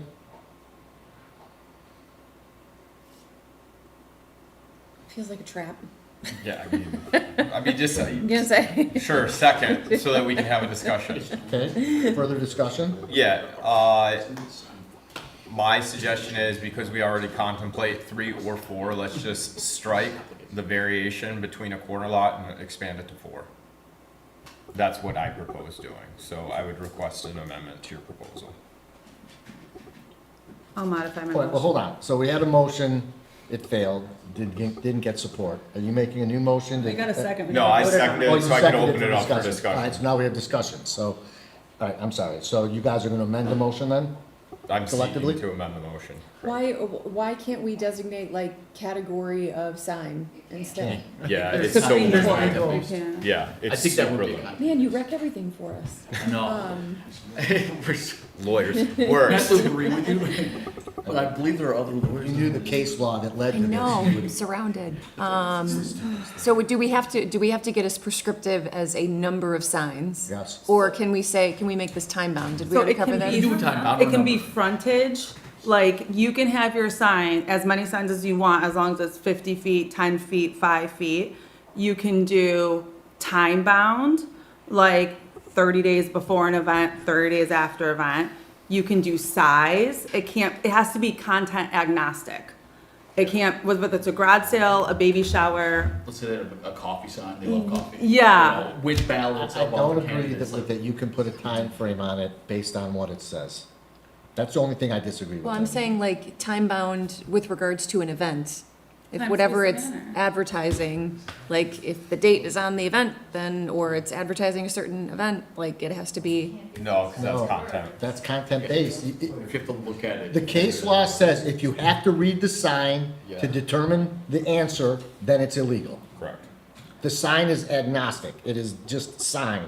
Size of the sign, where you put the sign, and the manner being how the sign's created. Is it 3-sided? Is it 4-sided? Is it made of plastic? how tall can it be? Correct, So it has to be content neutral regulations. correct. And you can't have it based on an election, because then you'd have to read it to determine that it's an election sign. So, we have an amended motion on the table to expand portable signs to 4 and eliminate the frontage request. And we will want to take this to the planning commission to consider for us in a text amendment. Yes. We have a motion from Angelina, second from David. Yes. Let's do a roll call. Trustee Payne Hanson, No. trustee Daniel Ferris, Yes. trustee Abigail Gates. Abby, please. Yes. Remember, she said only her mother called her. Trustee, got this. It's over 3 hours. We're there. Uh, We're gonna be testy. Jeff King. Yes. Jeffrey? Trustee Angelina Salata. Aye. Trustee David Sally. Yes. President David Goldberg. I'm gonna vote yes. I'm curious to hear what the new planning commission has to say on this. Motion carries. All right, so this will get, Rachel will draft a text amendment. It'll go to planning to review and hopefully get an answer back in the near future, because if we're gonna try and have it for the election season, it's closely approaching. Okay. Consideration of appointment of Main Street Director. Rachel, you wanna quickly describe what we're doing here? Okey-doke. So, I am recommending that the village council appoint Evan as our official Main Street Director. Evan has attended the National Main Street Conference, and he has also been attending different economic development learning sessions online, and will go to, what am I sending to you? Is it the MEDC? No, not the main event. So he's also taking economic development courses through the state. So I think that he has shown a lot of interest in this and that he's been doing a very good job. He gets along well with the Main Street Board, and I think that he should continue in this position. I've provided a resolution, so if anybody wants to move forward, please do. And is this a supplement to his role? Anything materially changed with his existing role? So we will discuss that through the budget process. We should compensate him for additional job duties that are given, and we'll work that out. So, to trustee Gates, I feel like this should go to the HR committee before we vote on it as a council. Just because this is like a roles and responsibilities and a job duties issue, and I feel like I'd like to see like how that plays out and just get She's not a wrong. more focused. Here's my concern. That's If I'm how gonna we have just- to feed governance. Not a concern, a thought. Like, the last thing I would want, if this were a decision I was making, is that you've now taken a role and created a much larger role, and the obligation for you to fulfill that role is equally as large. My concern would be, what are the ways that you can be successful in that role, and is this now the fast track to burnout? That would be my concern. It's not a capability issue, it would be is this a reasonable job load for a single person to carry scenario? Great question. That would be the only thing I'd be concerned about. My comment, I support it in concept, because I think creating a role that's designated is going to be good for the village and good for Main Street. My concern is the one we ran into with Susan Goldstrom a year and a half ago, where on a temporary basis, put that in air quotes, she took on a half a job. She took on a whole job and was supposed to decrease her administrative job by 50%. And her manager increased her salary on a temporary basis, so she was making her salary plus half of the salary. So that's what got her up to $96,000 a year. And it was an agreement, but it was never honored. And suddenly we had an employee that got used to a salary level, and it was not managed by her manager. And the reality became that she was working 30% for Main Street, where the promise was 85 to 90, and the remainder of her time didn't change. So I support where I think Abby's going on this. I don't want to, I think it's a great idea, but for your protection and for the protection of the village budget, I'd like to get, I strongly encourage you to put some clarity on that and percentages of time, or find a way to put some boundaries on that commitment. Rachel, two quick questions, maybe one question and a statement. Long-term, what is the intention? Like, is your intention then, long-term, to hire a separate Main Street director or somebody within that capacity in addition to Evan? Okay, because I think that's a material thing that it answers a lot of the concern. Yeah. But here's the other question that this is now where the statement comes. These responsibilities need to be performed today. They're not asking for a determination of compensation today.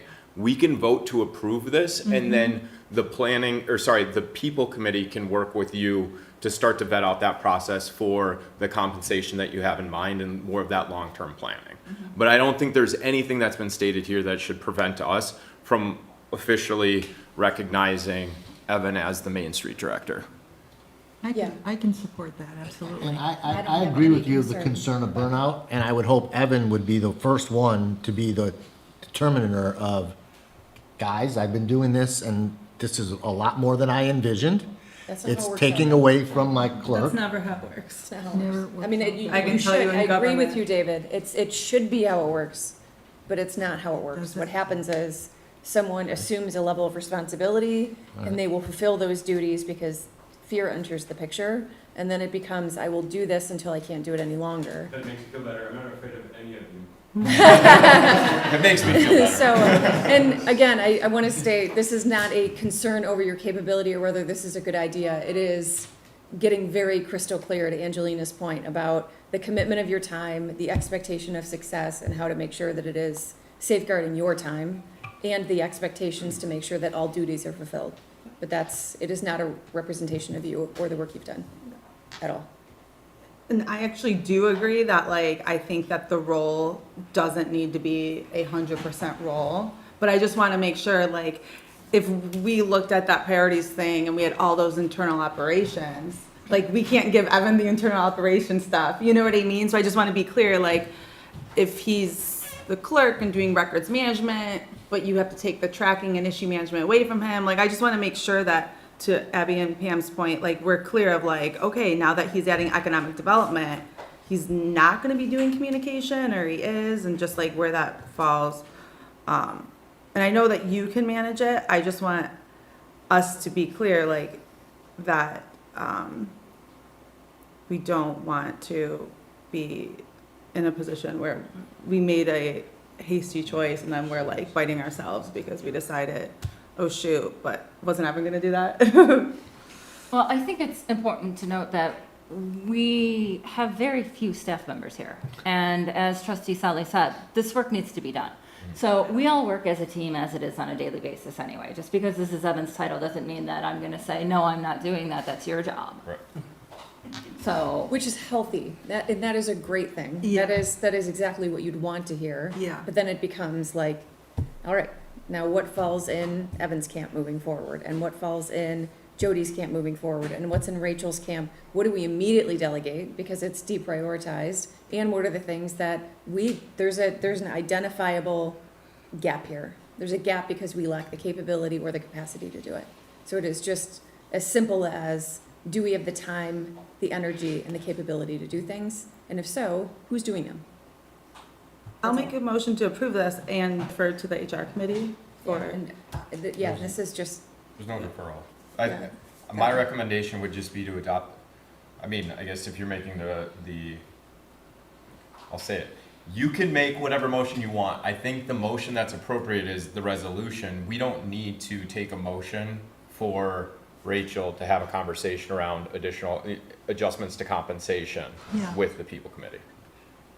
I agree with that. That was not what you asked us for. Right. Yeah. yeah. Do we have a second?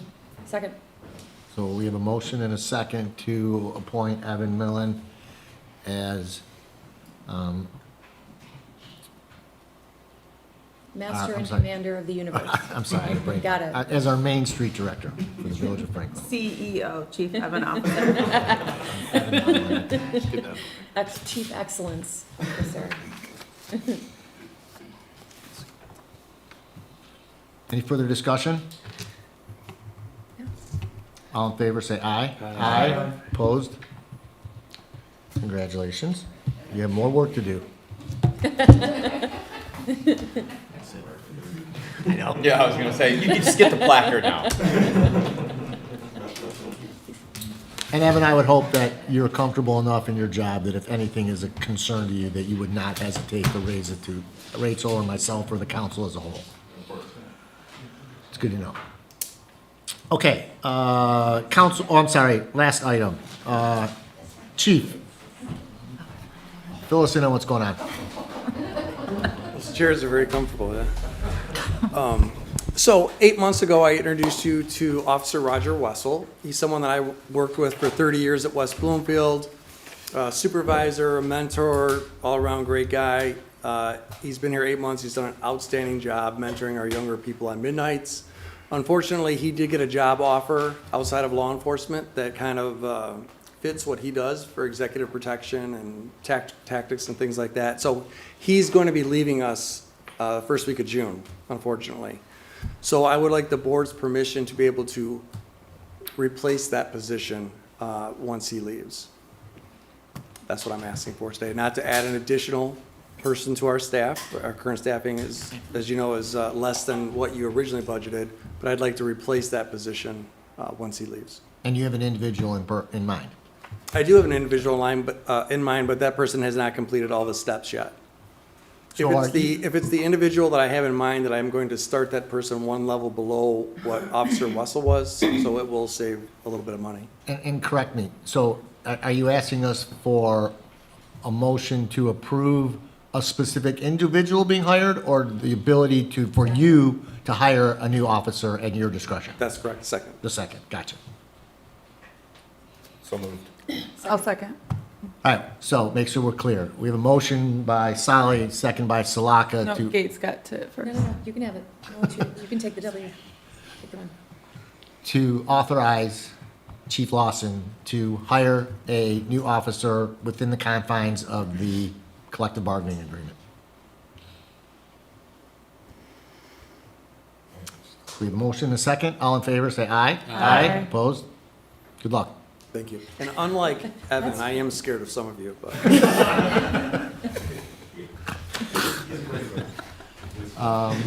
Okay, time for reports. It's late.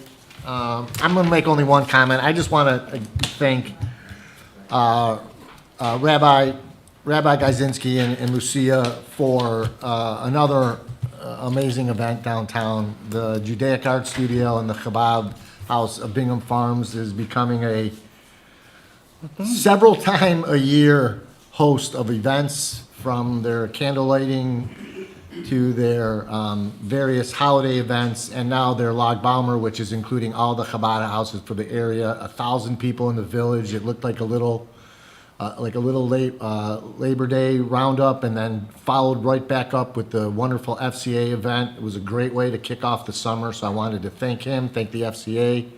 Wonderful events, and we all look forward to a summer filled of fun things on the Village Green and the FCA property. And we've already seen, the list has already been published by the FCA. I hope everybody got it. We still have the camp, we have the camp out still, several other events, so make sure you're checking your directories and online for all the various things. But thank you to both of your groups for.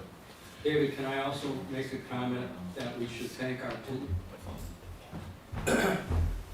our police for the great security that they provided us at the Jewish event. It is something that we all recognize, particularly after the Temple Israel debacle, that security in our community is so critical and so appreciated by you. When we had the Judaic Art Studio grand opening, we had to shut Franklin Road down. That was before the Temple Israel event. It's very meaningful and appreciated on behalf of our Jewish community. Can I say a report? Absolutely. So I just want to recognize that May is Chaldean American Recognition Month. It was signed into law April 26th. As a Chaldean American, I just want to recognize that diversity in Franklin is really important. The Chaldeans have a rich cultural history. We're the only state in the country that has recognized Chaldean American Month. And the contributions to the economic vitality in the state is $18 billion a year. 60% of Chaldean households have at least one business. There's a lot of involvement in community service. Zeben Meir is one of our Chaldean businesses in Franklin. And since moving here 5 years ago, I know more and more Chaldeans have come to find Franklin their home. My father was the first elected official who was a Chaldean American in the country. So it's very important to me to recognize the culture and the contributions and the blight of Chaldeans. And now there are more Chaldeans in Michigan than there are in the Middle East. You're here. Wow. I also wanted to thank Kathy and the FCA for a nice event. The ice cream social was fun, and I think if there had been better weather, you would have had 3 times the people. Linda Hiller Novak and Frank Novak supplied the ice cream, and it was a nice little event, and I look forward to going to it again. So thank you. I have a quick update, but first I just wanted to honor our mothers serving on council in recognition of Mother's Day being yesterday. I also wanted to update everyone on Next.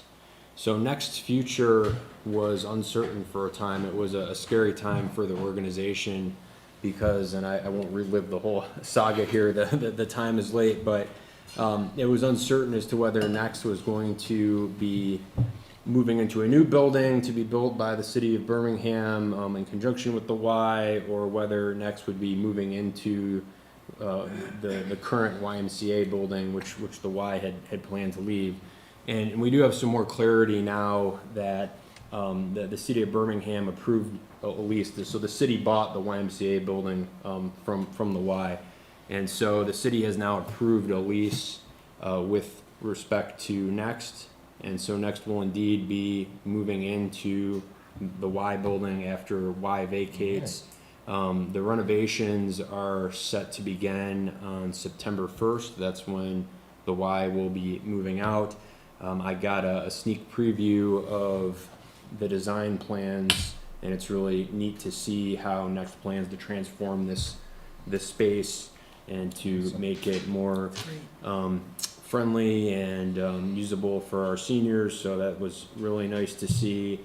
And just to give everyone a sense of the timeline, so that's going to take about the better part of a year for the renovations to be concluded, and then Next needs to be out of the current building July of next year. And so we'll be planning to move into what is still the Y building, but will be the new Next center mid next year. That's awesome. That's great. Sorry. No, just a second. Okay. Yeah, a couple of things. First, again, during public comment, there were some concerns around and conversation around the code of ethics that we had previously discussed. And again, just for the record purposes, that was something that we deliberated on council and ultimately agreed not to pursue. So it wasn't something that just kind of died on the vine. It was deliberate that after consideration and deliberation, we decided not to move forward on it. So in case there's any viewers who are wondering kind of, oh, what did happen with that? Go back to the recordings and you can listen to the deliberation. The other thing is there was also comment around community concerns of defunding the police. And I want to make the same comment that I made during the special council meeting, that the conversation was never about whether or not to fund the police. It was about the mechanism by which we do it. And on a very positive side, not only does this council not, I want to correct the record that we didn't consider defunding the police. In fact, we took an action that no other council previously had to move the police into its own separate millage, to fully fund the police off their own separate millage. That was by unanimous decision of this council. And the sentiment that kept persisting throughout that conversation was how much we value our police. So again, I want to take the opportunity to reiterate that we were able to hopefully show you the support by taking that action as a council. The last thing is, I know there was conversation. I attended the Jewish Family Festival with my children. It was absolutely amazing. But Chief brought up another really powerful thing that to me gives me chills just thinking about it, which is that within the same week, we had the Jewish Family Festival as well as the Hood School Walk. And as we look at the polarizing nature and the not just polarizing, but true conflict that is happening within this world, I am so proud of what we represent, that we as a community have such strong backing and support for all walks of life. Well said. And I want to just highlight that of our community and how special we are. Well said, David. That's amazing. Thank you. Thank you for that. That's it. And the only comment I have, I believe the discussion we had several months ago on the police department was not, that was a theoretical, hypothetical discussion. I do not believe there was any intention, even in the person who raised the concept, that was an intention to do. It was a, let's talk about it. Since we're vetting things out, let's vet out everything. And I don't think that was an indicative of the intent of our council or anyone that contemplated it. That's correct. And I'll just add, I mean, I think we had fervent discussion over the past 2 meetings, and I think it was productive and a little, they're meaty topics, but I just appreciate everyone getting to what I think is a good resolution. How you get to the end is never the same, And it's not, there's no set means of ever getting to the end, but we got to the end. That was what was most important, and we came up with a decision that was best for the village. It was well thought out, it had everybody's input, and I'm very comfortable with the decision we made. And to reiterate what David had shared, it was unanimous. Which is what I asked for, and was what we got, which shows the community we're behind this 100% and we're unified in our front. All right, anybody else other than Rachel, do you have anything? I do not. Any liaison? Dan filled us in on next. And Anything I for was able to planning? provide You that update at provided the us. council meeting. Awesome. Motion to adjourn? So moved. Second. Motion by Gates, second by Solly. All in favor? Aye. Excellent meeting, everybody. Thank you. Thank you.